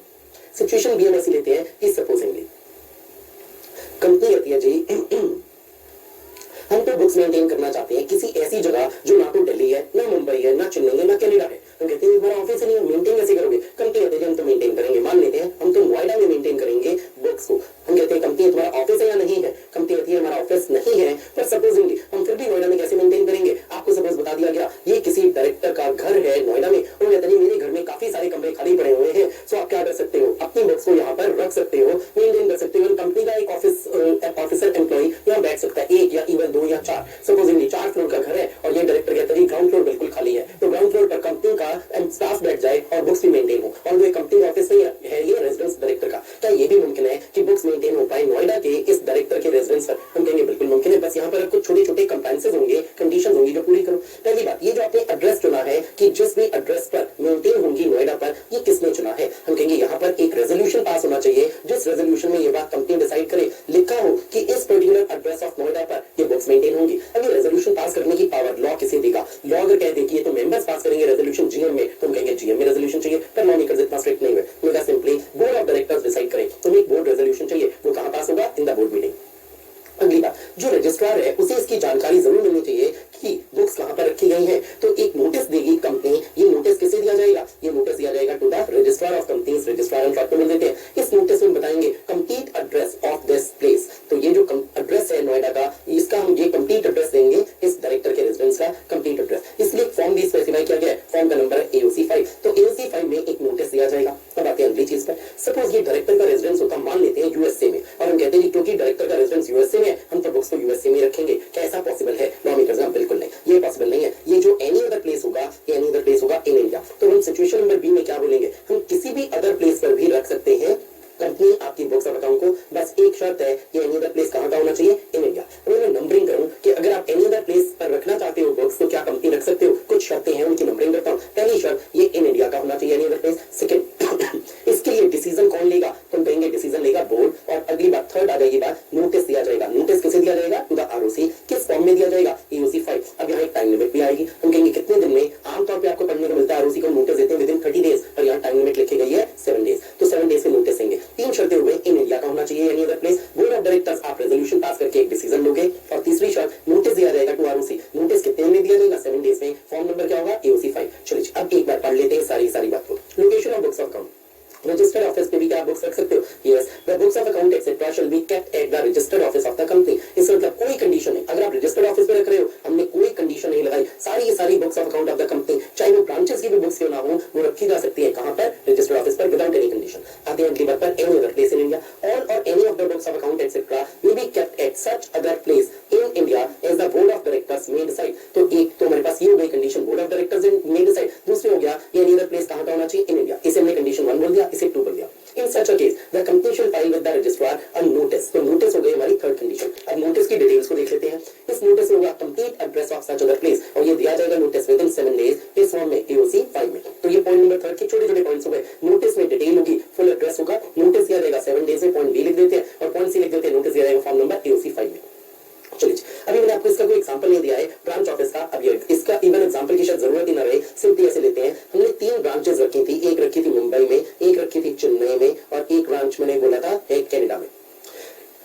जिस समय हम ब्रांच ऑफिस की बात कर रहे हैं, हमें फर्क नहीं पड़ता, लॉ मेकर्स जो ये बातें लिखी हैं बिल्कुल सेम लिखी हैं, चाहे वो ब्रांच आपकी हो इन इंडिया, चाहे वो ब्रांच आपकी हो आउटसाइड इंडिया, यहाँ पर डिफरेंस नहीं किया। पर जब हम आगे पढ़ेंगे, एक रूल अभी हम पढ़ेंगे थोड़ी देर के बाद, रूल नंबर 4 होगा। इस रूल नंबर 4 में कुछ फॉरेन ब्रांच की बात जरूर आएगी। तो रूल नंबर 4 पढ़ते वक्त हम देखेंगे फॉरेन ब्रांच की बात है। पर अभी जब हम पढ़ रहे हैं कि आपकी बुक्स ऑफ अकाउंट कहाँ रखी जा सकती है, वो हम कहेंगे फॉरेन ब्रांच या इंडियन ब्रांच में कोई डिस्टिंक्शन नहीं है, सबके लिए बराबर बात है।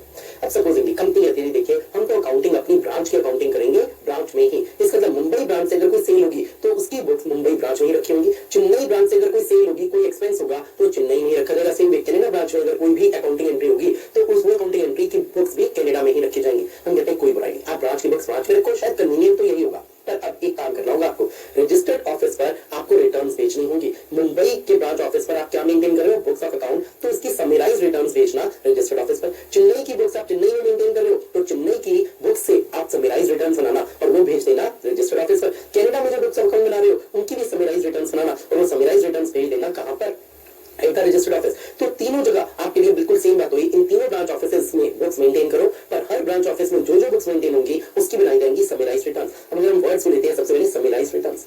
अगर बात आई समराइज रिटर्न्स क्या है, मैं कहूंगा बड़ी सिंपल सी बात, समराइज रिटर्न्स का मतलब है ट्रायल बैलेंस। सो आप ट्रायल बैलेंस को बोलोगे समराइज रिटर्न्स और ये भेजी जाएंगी by every branch to the registered office. चलिए अब वाली बात, कितने समय पर भेजी जाएंगी, नो मेकर से ये नहीं बोला, उन्होंने कहा हम कह रहे हैं पीरियोडिकली सेंड। इसका मतलब आप रेगुलर इंटरवल्स पर सेंड करोगे, पर रेगुलर इंटरवल्स का मतलब क्या कहीं पर भी बताया नहीं बताया। तो ये रेगुलर इंटरवल्स पर सेंड करेगी मुंबई ब्रांच में, चेन्नई ब्रांच में, कनाडा ब्रांच में। सपोज मैं कहता हूं ये नहीं बताया, तो ये रेगुलर इंटरवल्स पर सेंड इसका मतलब every branch to the registered office. चलिए अब आज बात, कितने समय पर भेजी जाएंगी, नो मेकर से ये नहीं बोला, उन्होंने कहा हम कह रहे हैं पीरियोडिकली सेंड। इसका मतलब आप रेगुलर इंटरवल्स पर सेंड करोगे, पर रेगुलर इंटरवल्स का मतलब क्या कहीं पर भी बताया नहीं बताया। तो ये रेगुलर इंटरवल्स पर सेंड करेगी मुंबई ब्रांच में, चेन्नई ब्रांच में, कनाडा ब्रांच में। सपोज मैं कहता हूं ये रेगुलर इंटरवल्स हो सकता है हर 1 महीने बाद भेजा जाए, ट्रायल बैलेंस हो सकता है हर 3 महीने बाद भेजा जाए, सो क्वार्टरली हो सकता है, मंथली हो सकता है, इसे तुम पक्का बोल सकते हो पीरियोडिकली। सो एग्जाम में यही वर्ड यूज करेंगे, पीरियोडिकली सेंड करोगे क्या चीज, समराइज रिटर्न्स। किन चीजों की समराइज रिटर्न्स, उन बुक्स की समराइज रिटर्न्स जो बुक्स ब्रांच में मेंटेन करे हो, तो समराइज रिटर्न्स भेजोगे आप भी। इसे मैंने शॉर्ट में लिख दिया SR हर जगह। तो तीनों ब्रांचेस आपको भेजनी होंगी समराइज रिटर्न्स। आई बिलीव ये बात तो क्लियर है। अब आती है एक चीज, क्या ये भी मुमकिन है कि कंपनी के रजिस्टर्ड ऑफिस पर कोई बुक्स रखी ही ना हो, तो सोचेगा। अगर मैं इससे पहले वाले पॉइंट्स को पढ़ता हूं, पॉइंट ए हमें कहता था रजिस्टर्ड ऑफिस पर आप बुक्स रख सकते हो, पॉइंट बी कहता था हो सकता है रजिस्टर्ड ऑफिस पर बुक्स ना रखो, आप सारी की सारी बुक्स ही हो सकता है any other place in India पे रखो, फॉर एग्जांपल डायरेक्टर का रेजिडेंस। अब अगर आप डायरेक्टर के रेजिडेंस पर बुक्स रख रहे हो और रजिस्टर्ड ऑफिस पर रख ही नहीं रहे, तो समराइज रिटर्न्स कहां भेजोगे, क्या रजिस्टर्ड ऑफिस पर भेजोगे। अब मैं कहूंगा रजिस्टर्ड ऑफिस पर नहीं भेजोगे, अब तो वहां भेजोगे जहां पर आप बुक्स रख रहे हो। पॉइंट नंबर बी था जिसमें हमने कहा था any other place in India, जहां भी आपने बुक्स रखी है, जिसका नोटिस दिया था आरओसी को AOC 5 में, उसी जगह पर भेजोगे। तो एक तो ये पॉसिबिलिटी हो गई, अगर आप रजिस्टर्ड ऑफिस पर बुक्स मेंटेन कर रहे थे रजिस्टर्ड ऑफिस की, तो ब्रांच वाली बुक्स भी ब्रांच में मेंटेन कर लो, पर ब्रांच वाली बुक्स की समराइज रिटर्न्स भेजना रजिस्टर्ड ऑफिस पर। अब अगर एक सिचुएशन है आप रजिस्टर्ड ऑफिस पर कोई बुक्स मेंटेन कर ही नहीं रहे थे, तो आप बुक्स कहां मेंटेन कर रहे थे, any other place in India पर। लेकिन मुंबई की बुक्स आप कहते हो मुंबई में ही रखना चाहते हैं, हम डायरेक्टर के रेजिडेंस में नहीं रखना चाहते, हम कहेंगे कोई दिक्कत नहीं, मुंबई की बुक्स को आप रखो मुंबई में ही।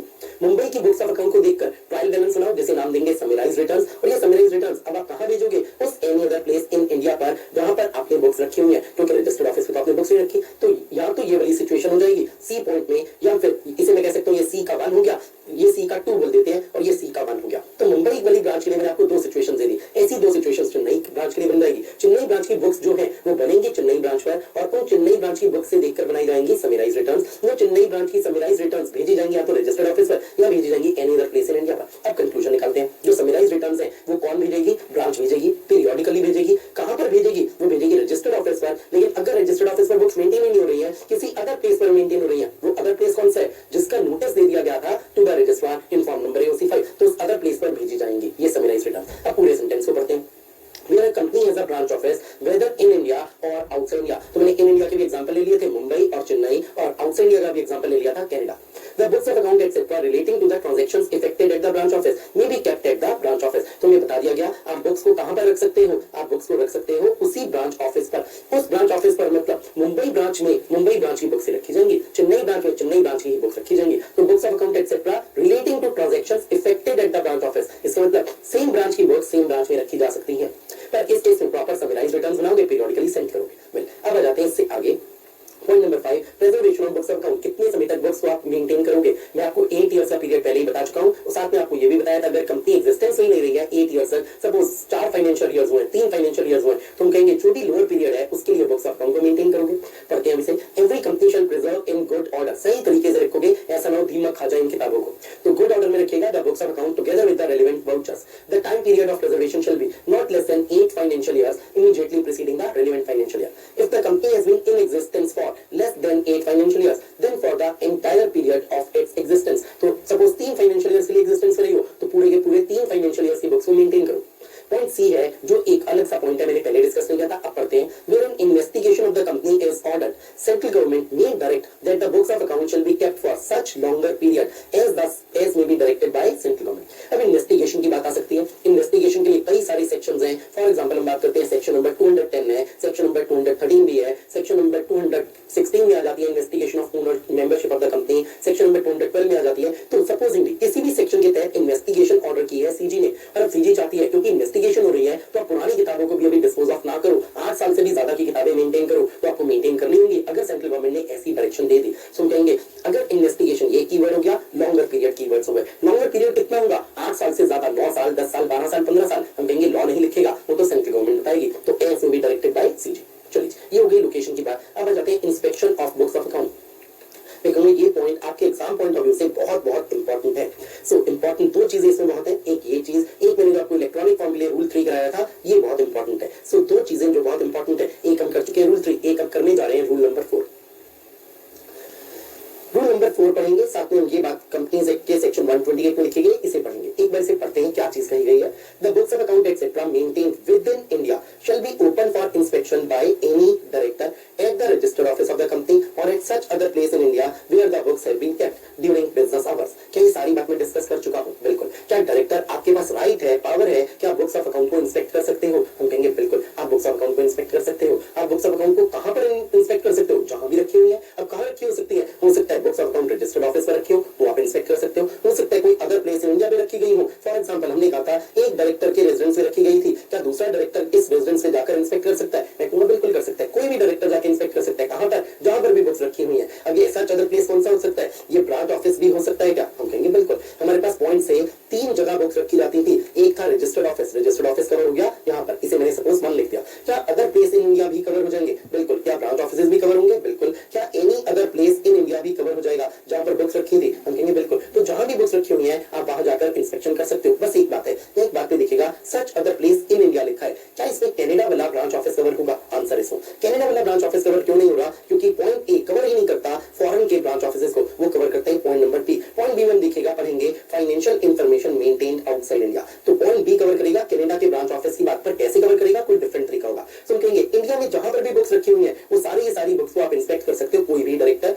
और किस समय? ड्यूरिंग बिजनेस आवर्स, ये भी मैंने डिस्कस कर लिया था। बेटर है लॉ मेकर्स आपने एट ऑल टाइम्स ये शब्दों का प्रयोग नहीं किया, क्योंकि एट ऑल टाइम्स लिखते तो भी मतलब तो यही निकालना पड़ता बिजनेस आवर्स, बेटर आपने लिखा बिजनेस आवर्स। क्या यहाँ कोई कंडीशन दी गई है कि डायरेक्टर तभी इंस्पेक्शन कर पाएगा जब कोई बोर्ड ऑफ डायरेक्टर्स ने उसे ऑथराइजेशन दी हो? Answer is no.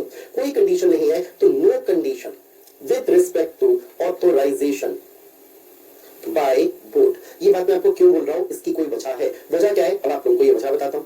डायरेक्टर तुम ऑथराइज्ड नहीं हो बोर्ड से, ये फर्क नहीं पड़ता, तुम बुक्स का इंस्पेक्शन कर सकते हो। अब एग्जांपल ऐसे लेते हैं जिससे ये बात और अच्छी समझ में आए। मान लेते हैं कंपनी है एच लिमिटेड, तो ये होल्डिंग कंपनी है, तब मैं ऐसा नाम ले लेता हूँ। एक इसकी सब्सिडरी है एस लिमिटेड। एच लिमिटेड के डायरेक्टर्स हैं H1 H2 H3, S limited के डायरेक्टर्स हैं S1 S2 S3। क्या ये तीनों डायरेक्टर्स के पास पावर है S1 S2 S3 के पास कि ये इंस्पेक्शन कर पाए? मैं कहूंगा बिल्कुल, आप इंस्पेक्शन कर सकते हो। इंस्पेक्शन ऑफ बुक्स, किसकी बुक्स का इंस्पेक्शन कर सकते हो? जिस कंपनी का डायरेक्टर हो, तो आप inspection of books of account कर सकते हो ऑफ एस लिमिटेड, कोई शक की बात नहीं। क्या H1 H2 H3 आपके पास भी ये राइट है कि आप inspection of books of account etcetera कर सकते हो इस कंपनी एच लिमिटेड के? हम कहेंगे बिल्कुल, आप inspection of books of account etcetera कर सकते हो ऑफ कंपनी एच लिमिटेड। तो जिस कंपनी में डायरेक्टर हो वहां इंस्पेक्शन कर सकते हो। अब सिचुएशन को ऐसे देखते हैं, सपोजिंग एक बात आए, ये जो H1 है ये कहता है जी मैं तो डायरेक्टर हूं होल्डिंग कंपनी का, तो मैं तो इंस्पेक्शन करना चाहता हूं किसकी? बुक्स ऑफ अकाउंट की। इंस्पेक्शन करना चाहता हूं of books of account of S limited. ये करना चाहता है, कौन करना चाहता है? H1 करना चाहता है। क्या H1 या मे बी H2, हम अगर कहें आप सारे डायरेक्टर्स की बात हो रही है जो आप होल्डिंग कंपनी के डायरेक्टर्स हो H1 H2 H3, क्या आपको ये पावर भी मिलती है कि आप अपनी कंपनी जो H लिमिटेड है उसके बुक्स ऑफ अकाउंट एक्सेट्रा की तो इंस्पेक्शन करो ही करो, साथ ही साथ एस लिमिटेड की बुक्स ऑफ अकाउंट एक्सेट्रा की भी इंस्पेक्शन करो? हम कहेंगे नो, ये पावर तुम्हारे पास नहीं है।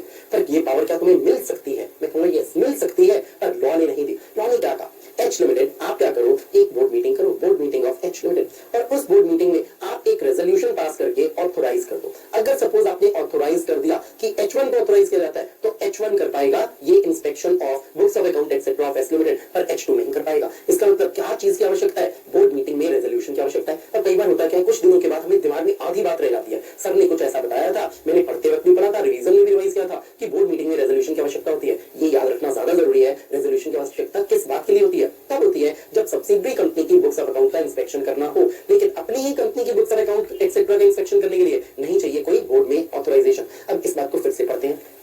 पॉइंट नंबर ए में आप देखो डायरेक्टर की बात बोली गई है, तो डायरेक्टर अपनी कंपनी की बुक्स ऑफ अकाउंट एक्सेट्रा का इंस्पेक्शन कर सकता है, उसमें कोई कंडीशन नहीं है। अभी आपको पॉइंट बी नहीं पढ़ा रहा, पॉइंट बी पढ़ाने से पहले पॉइंट सी को पढ़ते हैं।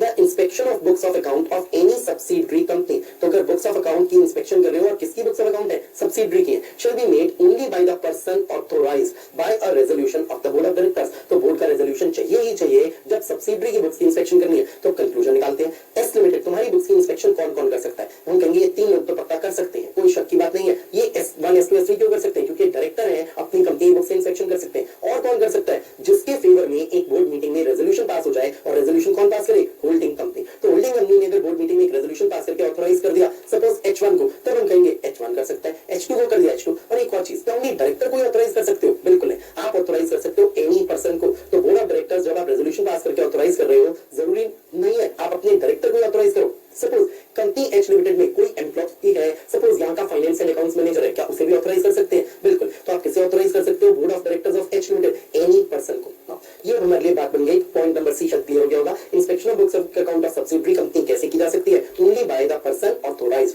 तो नॉट नेसेसरीली और डायरेक्टर।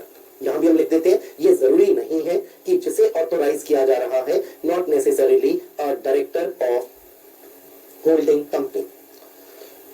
तो होल्डिंग कंपनी का डायरेक्टर भी हो सकता है, कोई और व्यक्ति भी हो सकता है। बस चाहिए क्या होगा? रेजोल्यूशन चाहिए होगा बोर्ड ऑफ डायरेक्टर्स। ये board of directors of which company? Obvious ही बात है, होल्डिंग कंपनी। ये कैसे पता चल रहा है? क्योंकि वर्ड्स लिख के इंस्पेक्शन करने के लिए आप ऑथराइज कर रहे हो अपनी सब्सिडरी कंपनी की बुक्स ऑफ अकाउंट को। तो आप कौन हो? आप हो एक होल्डिंग कंपनी। अब पढ़ते हैं point D. It shall be the duty of every officer and employ of the company to give to the person making inspection all reasonable assistance in connection with the inspection. अब simple सी बात है, all reasonable assistance क्या होगी? Effects of the case से पता चलेगा। For example, जो इंस्पेक्शन कर रहा है आप उसे तंग मत करना। ऐसा ना हो लाइट्स बंद करके चले जाओ, ऐसा ना हो कि पंखे बंद कर दिए। सो इसका मतलब जो जो उसे इंस्पेक्शन करने के लिए सहूलतें चाहिए, आमतौर पर वो उसे सारी सहूलतें, सारी फैसिलिटीज, असिस्टेंस मिले। मैंने यहाँ पर एक पॉइंट को छोड़ा क्योंकि वो थोड़ा समझ लेने वाला है। अब करते हैं उसे। पॉइंट नंबर बी, इसे देखते हैं। Financial information maintained outside India. यहाँ मेरा एग्जांपल ये फिट होगा। मान लेते हैं कनाडा की बुक्स थी और वो कनाडा ब्रांच की जो बुक्स थी वो कनाडा में ही मेंटेन हो रही थी, तो उसे हमने नाम क्या दिया? ये फाइनेंशियल इंफॉर्मेशन है maintained outside India, may be inspected by any director subject to such conditions as may be prescribed. Law makers ने तो बस 2 लाइन में बात खत्म कर दी। कहा सेंट्रल गवर्नमेंट रूल्स बनाएगी। अब सेंट्रल गवर्नमेंट ने रूल्स बनाए, ये रूल 4 हम पढ़ने जा रहे हैं जो बहुत बहुत इंपॉर्टेंट है। इसे पढ़ते हैं। The summarized returns of the books of account of the company kept and maintained outside India shall be sent to the registered office at quarterly intervals। अब ये वर्ड्स हमारे लिए बहुत बहुत इंपॉर्टेंट हुए, क्वार्टरली इंटरवल्स। अगर मैं आपको एक सिचुएशन दिखाता हूं जिसमें मैंने आप लोगों को सिचुएशन दी थी कि कंपनी का रजिस्टर्ड ऑफिस था, साथ के साथ कंपनी की ब्रांच ऑफिस से मुंबई में, चेन्नई में और कनाडा में।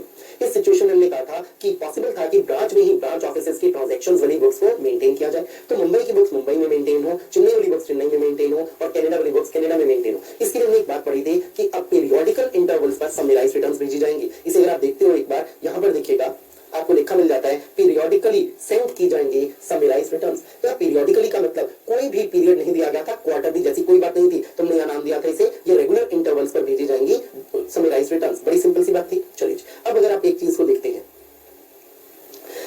ये रेगुलर इंटरवल्स की बात क्या थी? सारी ब्रांचेस के लिए थी, चाहे ये ब्रांच हो विद इन इंडिया चाहे वो आउटसाइड इंडिया। ध्यान दीजिएगा। अब अगर आप इन वर्ड से देखेंगे, ये जो हमने पीरियोडिकली सेंड की बात लिखी हुई है, ये कब थी? जब मुंबई में भी ब्रांच थी, चेन्नई में भी थी, कनाडा में भी थी। तुमने कहा था समराइज्ड रिटर्न्स आप भेजोगे पीरियोडिकली, तीनों की तीनों ब्रांचेस। अब सोचिएगा, जो रूल 4 है वो रूल 4 कौन सी ब्रांचेस को कवर कर पाएगा? क्या रूल 4 कवर कर पाएगा मुंबई और चेन्नई की ब्रांच को भी? तो आंसर इज नो, क्योंकि ये कवर किसे कर पाएगा? ये कवर कर पाएगा उन बुक्स को जो कि रखी गई है ऐसी ब्रांच पर जो ब्रांच है आउटसाइड इंडिया। तो ये रूल 4 जो हम पढ़ रहे हैं कवर कर रहा है मेरे एग्जांपल में ओनली कनाडा की ब्रांच हो, तो कनाडा की ब्रांच से आ जानी चाहिए रजिस्टर्ड ऑफिस पर समराइज्ड रिटर्न्स क्वार्टरली इंटरवल्स पर। अब कंक्लूजन निकालते हैं। जब हमने लोकेशन का पॉइंट पढ़ते हुए ब्रांच ऑफिस पढ़ा था तो पॉइंट था मुंबई ब्रांच आप समराइज्ड रिटर्न भेजना रजिस्टर्ड ऑफिस पर, और कितने इंटरवल्स पर? पीरियोडिकल इंटरवल्स पर, पीरियोडिकली भेजना। चेन्नई ब्रांच आप भी समराइज्ड रिटर्न भेजना पीरियोडिकली, और कनाडा ब्रांच आप भी समराइज्ड रिटर्न भेजना पीरियोडिकली। अब हमने एक एडिशन बात पढ़ ली, जो कनाडा की ब्रांच है वो ये समराइज्ड रिटर्न भेजेगी पीरियोडिकली, का मतलब क्या लिया जाएगा? क्वार्टरली। पर ये क्वार्टरली वाली बात ओनली कनाडा की ब्रांच के लिए आएगी, नहीं आएगी फॉर मुंबई और चेन्नई, क्योंकि रूल 4 कवर ही नहीं कर रहा मुंबई चेन्नई की ब्रांच को, क्योंकि रूल 4 कवर कर रहा है ओनली उस ब्रांच को जो है आउटसाइड इंडिया। शायद इतनी बात क्लियर है। चलिए, such summarized returns shall be kept and maintained at the registered office of the company and kept open to directors for inspection। बड़ी सिंपल सी बात है, आप एक डायरेक्टर हो और आप डायरेक्टर चाहते हो कि जो कनाडा में मेंटेन बुक्स हैं मैं उन्हें देखना चाहता हूं, उनमें लिखी गई फाइनेंशियल इंफॉर्मेशन देखना चाहता हूं। अब गौर करिएगा, यहाँ वर्ड्स है, पॉइंट नंबर बी जो हम पढ़ रहे हैं, फाइनेंशियल इंफॉर्मेशन। पॉसिबल है ये फाइनेंशियल इंफॉर्मेशन आपको मिल जाए डायरेक्टर, कैसे? कनाडा से जो आई होंगी समराइज रिटर्न्स, कहां पर आई होंगी? रजिस्टर्ड ऑफिस पर।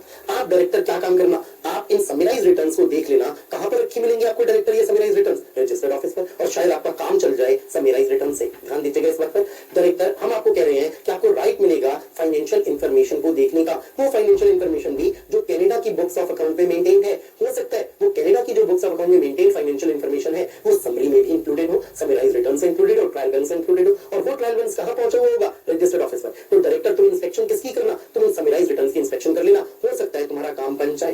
पर अब ये डायरेक्टर कहता है जी मान लो मैं तो पूरी की पूरी कैश बुक देखना चाहता हूं, और ये जो कैश बुक देखना चाहता हूं ये तो कुछ 6 मंथ पीरियड की देखना चाहता हूं। मान लेते हैं मैं देखना चाहता हूं किसी ईयर के अप्रैल से लेकर मान लेते हैं सितंबर तक के मंथ की कैश बुक, और ये कैश बुक कौन सी कैश बुक है? जो कनाडा में मेंटेन है। अब सोचिए क्या ये कैश बुक दिख पाएगी रजिस्टर्ड ऑफिस पर? तो नहीं, क्योंकि रजिस्टर्ड ऑफिस पर तो क्या भेजी जा रही है? Summarise return, that is trial balance. अब ये डायरेक्टर क्या कहता है, सब रूल नंबर 2 को पढ़ते हैं, ये रूल 4 का सब रूल 2 है, where any other financial information maintained outside the country is required by a director। मेरा एग्जांपल क्या हो गया? एनी अदर इंफॉर्मेशन क्या हो गई? ये हो गई कैश बुक हो गई फॉर द पीरियड से अप्रैल से लेकर जून तक की। क्या ये समराइज रिटर्न्स में इंक्लूडेड है ये अदर फाइनेंशियल इंफॉर्मेशन या नहीं इंक्लूडेड? ये नहीं इंक्लूडेड है।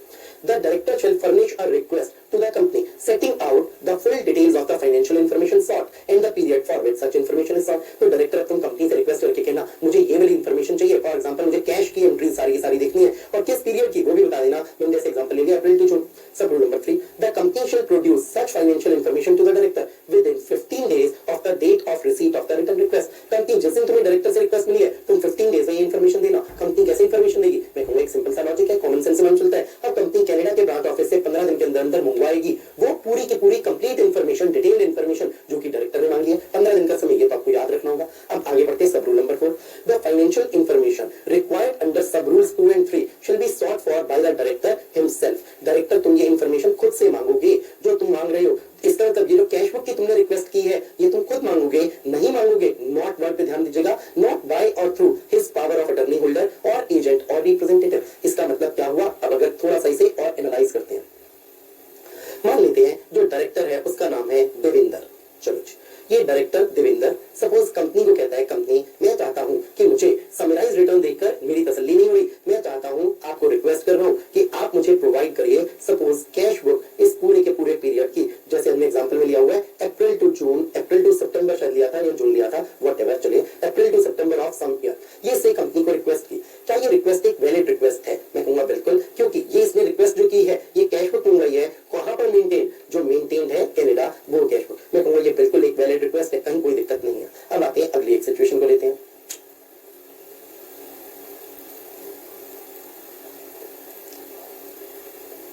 चलिए अगली सिचुएशन को यहां पर लिखते हैं। सपोजिंगली ये जो डायरेक्टर देवेंद्र है, ये डायरेक्टर देवेंद्र कहता है कि मैं तो ना तुम्हें ऑथोराइज कर रहा हूं। तुम्हें का मतलब किसे? ये देवेंद्र ऑथोराइज कर देता है अपने किसी फ्रेंड को, और इस फ्रेंड को कहता है देखो फ्रेंड तुम मेरे दोस्त हो और मैं तुम्हारे फेवर में बना देता हूं पावर ऑफ अटर्नी, और ये पावर ऑफ अटर्नी बनाकर मैं तुम्हें ऑथोराइज कर रहा हूं कि तुम जाकर मेरे बिहाफ पर इंस्पेक्शन कर सकते हो। और अब मैं इस फ्रेंड को नाम दे सकता हूं, या तो ये पावर ऑफ अटर्नी होल्डर है फ्रेंड, या मैं कहूंगा ये एजेंट है ऑफ दिस डायरेक्टर, या मैं कहूंगा ये रिप्रेजेंटेटिव है ऑफ दिस डायरेक्टर। चलिए इनमें से कोई भी वर्ड हम यूज कर सकते हैं फॉर दिस फ्रेंड।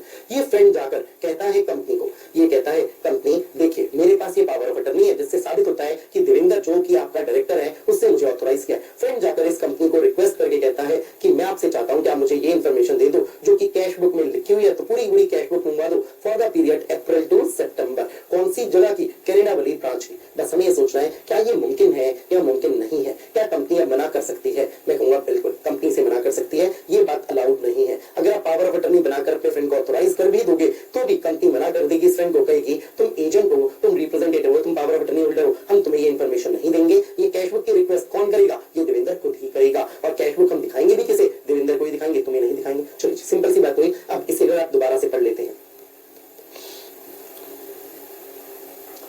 जो सब रूल नंबर 4 जो फाइनेंशियल इंफॉर्मेशन है required under sub rules 2 and 3 sort for, sort का मतलब क्या है? आप चाहोगे, रिक्वेस्ट करोगे डायरेक्टर हिमसेल्फ खुद अपने किसी पावर ऑफ अटर्नी होल्डर के थ्रू नहीं, एजेंट के थ्रू नहीं, रिप्रेजेंटेटिव के थ्रू नहीं। चलिए आई बिलीव ये बात क्लियर हो गई है। अगर कंक्लूड करते हैं रूल 4 ने हमें क्या क्या बातें इस तरीके से कंक्लूड कर सकते हैं रूल 4 केवल कौन सी इंफॉर्मेशन के लिए अप्लाई होता है। हम वर्ड्स यूज करते हैं फाइनेंशियल इंफॉर्मेशन, ये कहां पर मेंटेन्ड है, ये वो फाइनेंशियल इंफॉर्मेशन है जो मेंटेन्ड है आउटसाइड इंडिया। ऐसी फाइनेंशियल इंफॉर्मेशन जो मेंटेन्ड होती है आउटसाइड इंडिया, इसके लिए हमने पहली चीज क्या कही, डायरेक्टर तुम क्या कर सकते हो, तुम जाकर इंस्पेक्शन कर सकते हो रजिस्टर्ड ऑफिस पर, तुम्हारा ये राइट है इंस्पेक्शन करने का, तुम रजिस्टर्ड ऑफिस पर जाकर इंस्पेक्शन करो। क्या बात तुम्हें कनाडा वाली इंफॉर्मेशन भी मिल सकती है, मैं कहूंगा शायद मिल जाए, क्योंकि कनाडा वाली इंफॉर्मेशन जो थी वो कनाडा के ब्रांच ऑफिस ने भेजी होगी। कहां भेजी होगी, रजिस्टर्ड ऑफिस पर। ये कैसे भेजी होगी, समराइज्ड रिटर्न के फॉर्म में भेजी होगी। और ये कैसे भेजी होगी, हमने यहाँ पर वर्ड साफ साफ पढ़ा है, क्वार्टरली इंटरवल्स। तो जो भी फॉरेन ब्रांच है उस फॉरेन ब्रांच के लिए तो एक बात हमें पढ़ने को मिल गई, चाहे मुंबई और चेन्नई की ब्रांच के लिए बात एप्लीकेबल नहीं है क्वार्टरली वाली, पर जो फॉरेन ब्रांच है आउटसाइड इंडिया ब्रांच है उसके लिए पढ़ लिया समराइज रिटर्न्स को भेजा जाएगा क्वार्टरली इंटरवल्स पर रजिस्टर्ड ऑफिस पर। और अब डायरेक्टर तुम जाकर रजिस्टर्ड ऑफिस पर इंस्पेक्शन करना, शायद जो तुम्हें इंफॉर्मेशन चाहिए थी वो इन्हीं समराइज रिटर्न्स में इंक्लूडेड हो तो तुम्हारा काम बन जाए समराइज रिटर्न से। पर अगर तुम्हारा काम इन समराइज रिटर्न से नहीं बना, अब डायरेक्टर आप कंपनी को जाकर एक रिक्वेस्ट करना और कंपनी को रिक्वेस्ट करके कहना कि ये जो कनाडा ब्रांच की ये वाली बुक्स है, एग्जांपल हमारा कैश बुक है for the period April to September, ये मैं देखना चाहता हूं। तो आप बताओगे अप्रैल टू सितंबर मींस कौन सी ईयर के अप्रैल टू सितंबर। आप कंपनी को रिक्वेस्ट करना, कंपनी आपकी ड्यूटी होगी 15 दिन के अंदर अंदर कंपनी आप इंश्योर करोगे कि कनाडा से वो इंफॉर्मेशन इंडिया में आ जाए। कौन सी इंफॉर्मेशन, जो इस डायरेक्टर ने मांगी है। और अब ये डायरेक्टर इंस्पेक्ट कर पाएगा इस सारी इंफॉर्मेशन को, इस कैश बुक को जो कि कंपनी ने स्पेशली उसके रिक्वेस्ट पर इंडिया में मंगवाई है। बस हमने कहा डायरेक्टर ये रिक्वेस्ट तुम खुद दे सकते हो। क्या तुम किसी भी व्यक्ति को अपना एजेंट अपॉइंट करके, रिप्रेजेंटेटिव अपॉइंट करके, power of attorney holder appoint करके ये इंफॉर्मेशन क्या मंगवा सकते हो? नो, कंपनी आपको तभी मंगवा के देगी जब डायरेक्टर आप खुद रिक्वेस्ट करोगे, नॉट अदरवाइज। आई बिलीव ये सारी बात क्लियर हो गई है। अभी मैं आप लोगों के साथ एक केस, एक सिचुएशन और डिस्कस करने जा रहा हूं, उसे सोचेगा। मान लीजिए आपको बताया जाता है एक डायरेक्टर है, उस डायरेक्टर ने क्या किया, अब मैं एग्जांपल ले रहा हूं, इसके अपने एक रिलेटिव को मान लेते हैं, इस डायरेक्टर ने अपनी वाइफ को ऑथोराइज किया और इस ऑथोराइजेशन में उसने लिखा मैं तुम्हें अलाउ कर रहा हूं, डायरेक्टर ने कहा जो भी बुक्स मेंटेन्ड है मुंबई ब्रांच पर, मुंबई की बुक्स मुंबई ब्रांच में मेंटेन है, सपोज तुम जाकर ऑथोराइज हो, तुम वाइफ किस बात के लिए, तुम मुंबई ब्रांच की बुक्स को जाकर इंस्पेक्ट करो। तो वाइफ को ऑथोराइज कर दिया, ऑथोराइज किस लिए, कि वाइफ कर सकती है इंस्पेक्शन। अब हमें सोचना है क्या वाइफ तुम इंस्पेक्शन कर सकती हो या तुम इंस्पेक्शन नहीं कर सकती हो। तुम रिलेटिव की डेफिनेशन में आती हो, क्या रिलेटिव कर सकता है ये इंस्पेक्शन मुंबई ब्रांच की बुक्स की, अगर वो ऑथोराइज हो बाय डायरेक्टर। हम कहेंगे पहली बात तो ये वाइफ रिलेटिव क्या है, ये एजेंट है, ये वर्ड यूज कर लेते हैं, रिप्रेजेंटेटिव है, ये पावर ऑफ अटर्नी होल्डर है, क्या इसके पास ये राइट है कि इंस्पेक्शन कर पाए। चलिए हमारा आंसर होगा यस। अगर आप में से किसी को लगता है तो आंसर नो होगा, सर मना किया है रूल 4 के सब रूल नंबर 4 ने, तो आप लोगों को गलतफहमी है, मना नहीं किया। सब रूल नंबर 4 अगर आप पढ़ते हो, अब ध्यान दीजिएगा, मैं आपको रूल 4 पढ़ा रहा हूं। सब रूल नंबर 4 जो फाइनेंशियल इंफॉर्मेशन है रिक्वायर्ड अंडर सब रूल 2 एंड 3 उसके लिए मना किया है। सब रूल्स 2 एंड 3 में कौन सी इंफॉर्मेशन है, अगर आप देखोगे सब रूल नंबर 2 में लिखा हुआ है वो फाइनेंशियल इंफॉर्मेशन जो मेंटेन्ड है आउटसाइड द कंट्री। कनाडा का ब्रांच ऑफिस का एग्जांपल मैं हमेशा ले रहा था यहाँ पर, और तब कंपनी ये फाइनेंशियल इंफॉर्मेशन आपको देगी, केवल किसको, डायरेक्टर को। अब सोचिए ये एग्जांपल में एक मेन चीज पे आपको जो ध्यान देना है, ये कौन से ऑफिस के लिए ऑथोराइज किया गया है, वाइफ को ऑथोराइज किया गया है कि वो इंस्पेक्ट करे वो वाली बुक्स जो कि मुंबई ब्रांच पर मेंटेन्ड है। क्या मुंबई ब्रांच की बुक्स को चेक करने के लिए आप भेज सकते हो किसी को भी, मैं कहूंगा बिल्कुल। जो रूल 4 है उसका सब रूल नंबर 4 यहाँ पर एप्लीकेबल या नॉट एप्लीकेबल, तो रूल 4 का सब रूल नंबर 4 नॉट एप्लीकेबल। अब एक बात है, क्या डायरेक्टर ऑथोराइज कर सकता है किसी भी व्यक्ति को, क्या वाइफ को, रिलेटिव को, या किसी को भी, मैं कहूँ किसी को भी। एक जनरल रूल होता है एजेंसी का, कॉन्ट्रैक्ट एक्ट के तहत आप ये बात पढ़ते हो, वहां एक सेक्शन है कॉन्ट्रैक्ट एक्ट में 226 जिसमें लिखा हुआ है आप जो काम खुद कर सकते हो वो एजेंट के थ्रू भी करवा सकते हो। तो सेम वे डायरेक्टर आप जो काम खुद कर सकते हो इंस्पेक्शन का, क्या वो काम आप एजेंट के थ्रू भी करा सकते हो, चाहे वो एजेंट वाइफ हो, वाइफ ना कोई और रिलेटिव हो, कोई रिलेटिव भी ना हो, वाइफ भी नहीं है, रिलेटिव भी नहीं है, फ्रेंड है, क्या उससे भी करा सकते हो, बिल्कुल। लेकिन जब हम बात करते हैं रूल 4 सब रूल 4 में अगर केस कवर हो जाता है, वहां तो साफ साफ मना किया गया है, इसलिए हम कहेंगे अब आप एजेंट को, रिप्रेजेंटेटिव को, पावर ऑफ अटर्नी होल्डर को अपॉइंट नहीं कर सकते कि वो रिक्वेस्ट करे कंपनी को और बाद में इंस्पेक्शन करे। तो रूल 4 सब रूल 4 साफ साफ मना करता है, पर रूल 4 सब रूल 4 बहुत रिस्ट्रिक्टेड है। केवल कौन सी फाइनेंशियल इंफॉर्मेशन के लिए बना है, वो फाइनेंशियल इंफॉर्मेशन जो मेंटेन्ड है आउटसाइड इंडिया। अब अगर कंक्लूजन हम निकालें, मान लेते हैं इस वाइफ को ऑथोराइज किया जाता है कि भाई तुम जाकर इंस्पेक्शन कर सकती हो कौन सी बुक्स जो मेंटेन्ड है रजिस्टर्ड ऑफिस पर। क्या ये इसके लिए भी हम कहेंगे इंस्पेक्शन के लिए वाइफ को ऑथोराइज किया जा सकता है, क्या फ्रेंड को ऑथोराइज किया जा सकता है, बिल्कुल, क्योंकि रजिस्टर्ड ऑफिस भी इंडिया में है, मुंबई ब्रांच भी इंडिया में है। इन वाली बुक्स के लिए तो आप एजेंट अपॉइंट कर सकते हो, रिप्रेजेंटेटिव अपॉइंट कर सकते हो, power of attorney holder appoint कर सकते हो। ख्याल रखिएगा इस चीज को। एक और बात, इस पर एक केस भी आप लोगों को दिखा देता हूं, ये केस पे ध्यान देंगे। केस का नाम याद कर लें तो बहुत अच्छी बात, Vakharia versus Supreme General Film Exchange Company Limited. इस केस में it was held that a director director is entitled to make inspection personally और थ्रू एन एजेंट। तो आप खुद भी कर सकते हो या एजेंट के थ्रू भी आप इंस्पेक्शन कर सकते हो, तो इसका मतलब एजेंट अपॉइंट कर सकते हो। पर ये केस केवल तब अप्लाई होगा, ये केस केवल तब होगा इफ, तो ये केस तब अप्लाई होगा if rule 4 is not applicable. अगर रूल 4 एप्लीकेबल नहीं है, और रूल 4 कब एप्लीकेबल हो जाता है, जब फॉरेन ब्रांच में रखी हुई बुक्स की बात होती है, तब रूल 4 एप्लीकेबल होता है। तो मैं कहूंगा अगर फॉरेन ब्रांच की बुक्स की बात नहीं हो रही, इंडियन ब्रांच की बात हो रही है या रजिस्टर्ड ऑफिस पर रखी बुक्स की बात हो रही है, तो ये केस जरूर अप्लाई होगा। चलिए पढ़ते हैं। डायरेक्टर आपका हक है कि आप इंस्पेक्शन कर पाओ पर्सनली या तो खुद या through an agent, provided there is no reasonable objection to the person chosen and the agent undertakes not to utilize the information obtained by him for any purpose other than the purpose of his principal। यहाँ his principal किसके लिए आ रहा है, वो इस director का principal है। ये जो डायरेक्टर है ये प्रिंसिपल है। चलिए एग्जांपल इसे ऐसे लेते हैं, मैंने आपको एग्जांपल दिया, मान लेते हैं देवेंद्र नाम का ये एक डायरेक्टर है, एक इसका फ्रेंड है जिसका नाम है मान लेते हैं फिरोज। इस देवेंद्र डायरेक्टर ने अपने फ्रेंड फिरोज को ऑथोराइज कर दिया। ऑथोराइज करने के लिए क्या बनाया, सपोज पावर ऑफ अटर्नी बनाई, authorise to inspect books of account. अब फिरोज तुम क्या क्या काम कर सकते हो, फिरोज गया रजिस्टर्ड ऑफिस पर रखी हुई बुक्स हैं, इन बुक्स को ये करना चाहता है इंस्पेक्ट। तो रजिस्टर्ड ऑफिस लिखा मैंने और लिखा बुक्स को करना चाहता है इंस्पेक्ट, क्या ये कर सकता है, हमारा आंसर होगा यस। फिरोज तुम करना चाहते हो ब्रांच ऑफिस पर रखी हुई बुक्स को इंस्पेक्ट, और ये ब्रांच ऑफिस कहाँ है, इन इंडिया, क्या तुम इन बुक्स को भी कर सकते हो इंस्पेक्ट। हम कहेंगे बिल्कुल, क्योंकि यहाँ रूल 4 एप्लीकेबल नहीं है, इसीलिए आप इंस्पेक्ट कर सकते हो। फिरोज आप इंस्पेक्शन करना चाहते हो किसी ब्रांच ऑफिस में रखी हुई बुक्स को, जो कि ब्रांच ऑफिस है आउटसाइड इंडिया। यहाँ पर जो ब्रांच ऑफिस आउटसाइड इंडिया है इसमें कोई फाइनेंशियल इंफॉर्मेशन मेंटेन्ड है, इसमें ऐसे कहूंगा, इसे तरीका ऐसे रखते हैं, अलग से लिखते हैं। फिरोज आप कंपनी के पास जाके एक रिक्वेस्ट करना चाहते हो, और इस रिक्वेस्ट में आप क्या कहना चाहते हो कि मैं चाहता हूं कि आप कंपनी जो आपके ब्रांच ऑफिस में रखी हुई बुक्स हैं, ब्रांच ऑफिस कहाँ है, ब्रांच ऑफिस है आउटसाइड इंडिया, जो ब्रांच ऑफिस आउटसाइड इंडिया है वहां पर कुछ फाइनेंशियल इंफॉर्मेशन मेंटेन्ड है, फाइनेंशियल इंफॉर्मेशन जो मेंटेन्ड है वो फाइनेंशियल इंफॉर्मेशन देखना चाहता है मेरा प्रिंसिपल कौन है, फिरोज का प्रिंसिपल कौन है, देवेंद्र है, क्योंकि देवेंद्र जिसने एजेंट अपॉइंट किया वो कहलाता है प्रिंसिपल, और आप फिरोज कहलाते हो एजेंट या रिप्रेजेंटेटिव या फिर पावर ऑफ अटर्नी होल्डर। तो फिरोज कहता है जी मैं रिक्वेस्ट कर रहा हूं जो फाइनेंशियल इंफॉर्मेशन है maintain at this branch office, इसे इंडिया में लाया जाए, इन इंडिया लाया जाए, और फिर मैं इसकी करना चाहता हूं इंस्पेक्शन। क्या ये बात अलाउड है, हम कहेंगे ये बात अलाउड नहीं है। ये हमें कैसे मालूम चला, रूल 4 को पढ़ के मालूम चला, रूल 4 सब रूल 4 से मालूम चला। पर क्या क्या चीजें अलाउड है, हम कहेंगे ये दो बातें अलाउड है। फिरोज को तुम ऑथोराइज कर सकते हो Devendra, suppose power of attorney देकर, और अब फिरोज जाकर इंस्पेक्शन भी कर सकता है कंपनी के रजिस्टर्ड ऑफिस पर भी, कोई भी ब्रांच ऑफिस पर मेंटेन जो बुक्स है, पर ब्रांच ऑफिस कौन सा, जो नहीं है। अब एक सिचुएशन लेते हैं, सपोजिंग कंपनी कहती है जी देखिए हमें भी पता है डायरेक्टर देवेंद्र जी तुम्हारा राइट है, तुम खुद इंस्पेक्शन कर सकते हो, चाहो तो तुम किसी और को ऑथोराइज कर सकते हो। कंपनी कहती है एक बात है, हमें ये व्यक्ति सही नहीं लग रहा फिरोज, तो कंपनी देवेंद्र को मना ये नहीं कर रही कि तुम एजेंट ही अपॉइंट नहीं कर सकते, कंपनी मना कर रही है ये फिरोज सही व्यक्ति नहीं है, जो तुमने पर्सन चूज किया फिरोज, हमें इसकी इंटीग्रिटी पर शक है, कल को ये हो सकता है जो बुक्स को इंस्पेक्ट करेगा ये जाकर हमारी कंपटीटर को सारी इंफॉर्मेशन देगा। तो देवेंद्र से कहती है कंपनी हम इंस्पेक्शन नहीं अलाउ करेंगे, क्योंकि मैं फिरोज पर ऑब्जेक्शन है, तुम फिरोज के अलावा किसी और व्यक्ति को अपॉइंट करो।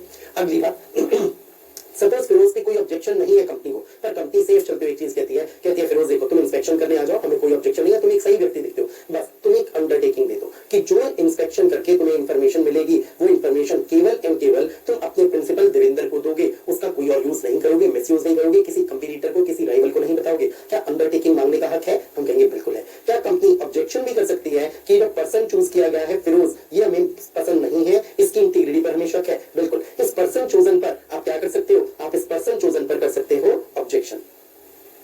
सो हम कहेंगे जो पर्सन आपने चूज किया है इस पर कर सकती है कंपनी ऑब्जेक्शन। तुम दो बातों को ध्यान देते हैं, कंपनी तुम्हारा राइट है कि तुम अंडरटेकिंग दे पाओ, दूसरी बात कंपनी तुम्हारा ये भी राइट है कि तुम ऑब्जेक्शन कर पाओ अगर तुम्हें पर्सन चोजन ठीक नहीं लगता। अब इस केस को दोबारा से बढ़ते हैं, director is entitled to make inspection, या तो पर्सन ही खुद करे डायरेक्टर की इंस्पेक्शन या थ्रू एन एजेंट करे, प्रोवाइडेड बस शर्त क्या है, there is no reasonable objection to the person chosen. तो कंपनी को कोई ऑब्जेक्शन ना हो फिरोज पर, तो फिरोज तुम इंस्पेक्शन कर सकते हो। अगली बात, एजेंट अंडरटेक्स कि फिरोज जो है अंडरटेकिंग दे not to utilise the information obtained by him for any purpose other than the purpose of his principal. Principal कौन है, वो है डायरेक्टर देवेंद्र। देवेंद्र को इंफॉर्मेशन देने की का ही काम करेगा फिरोज इसके अलावा कोई और काम नहीं करेगा। ये बात लिखी जाए एक पेज पर, साइन करवाया जाए फिरोज से, और तब फिरोज को अलाउ किया जाए कि तुम इंस्पेक्शन करो।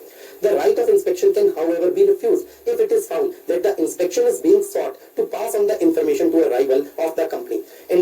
decision was given in Sugrabai Ali Bhai versus MK Properties Private Limited। अगर आप केस के नाम याद कर पाओ बहुत अच्छी बात, नोट तो जरूर करें ही लोग। तो ये दो केसेस हम यूज कर सकते हैं जब भी कभी बात आएगी रूल 4 सब रूल 4 एप्लीकेबल ना हो। बस आपको ये बात को चेक करना है, क्योंकि रूल 4 सब रूल 4 अगर एप्लीकेबल हो गया तो agent representative power of attorney holder का कोई राइट नहीं होगा कि वो इंस्पेक्शन कर पाए, तब तो डायरेक्टर को हिमसेल्फ ही करनी होगी इंस्पेक्शन। तो ये रूल 4 सब रूल 4 केवल कब लगता है, जब ब्रांच होती है आउटसाइड इंडिया और अब रिक्वेस्ट करनी होती है कंपनी से कि कंपनी आप इंफॉर्मेशन मंगवा दो from the branch outside India to the registered office.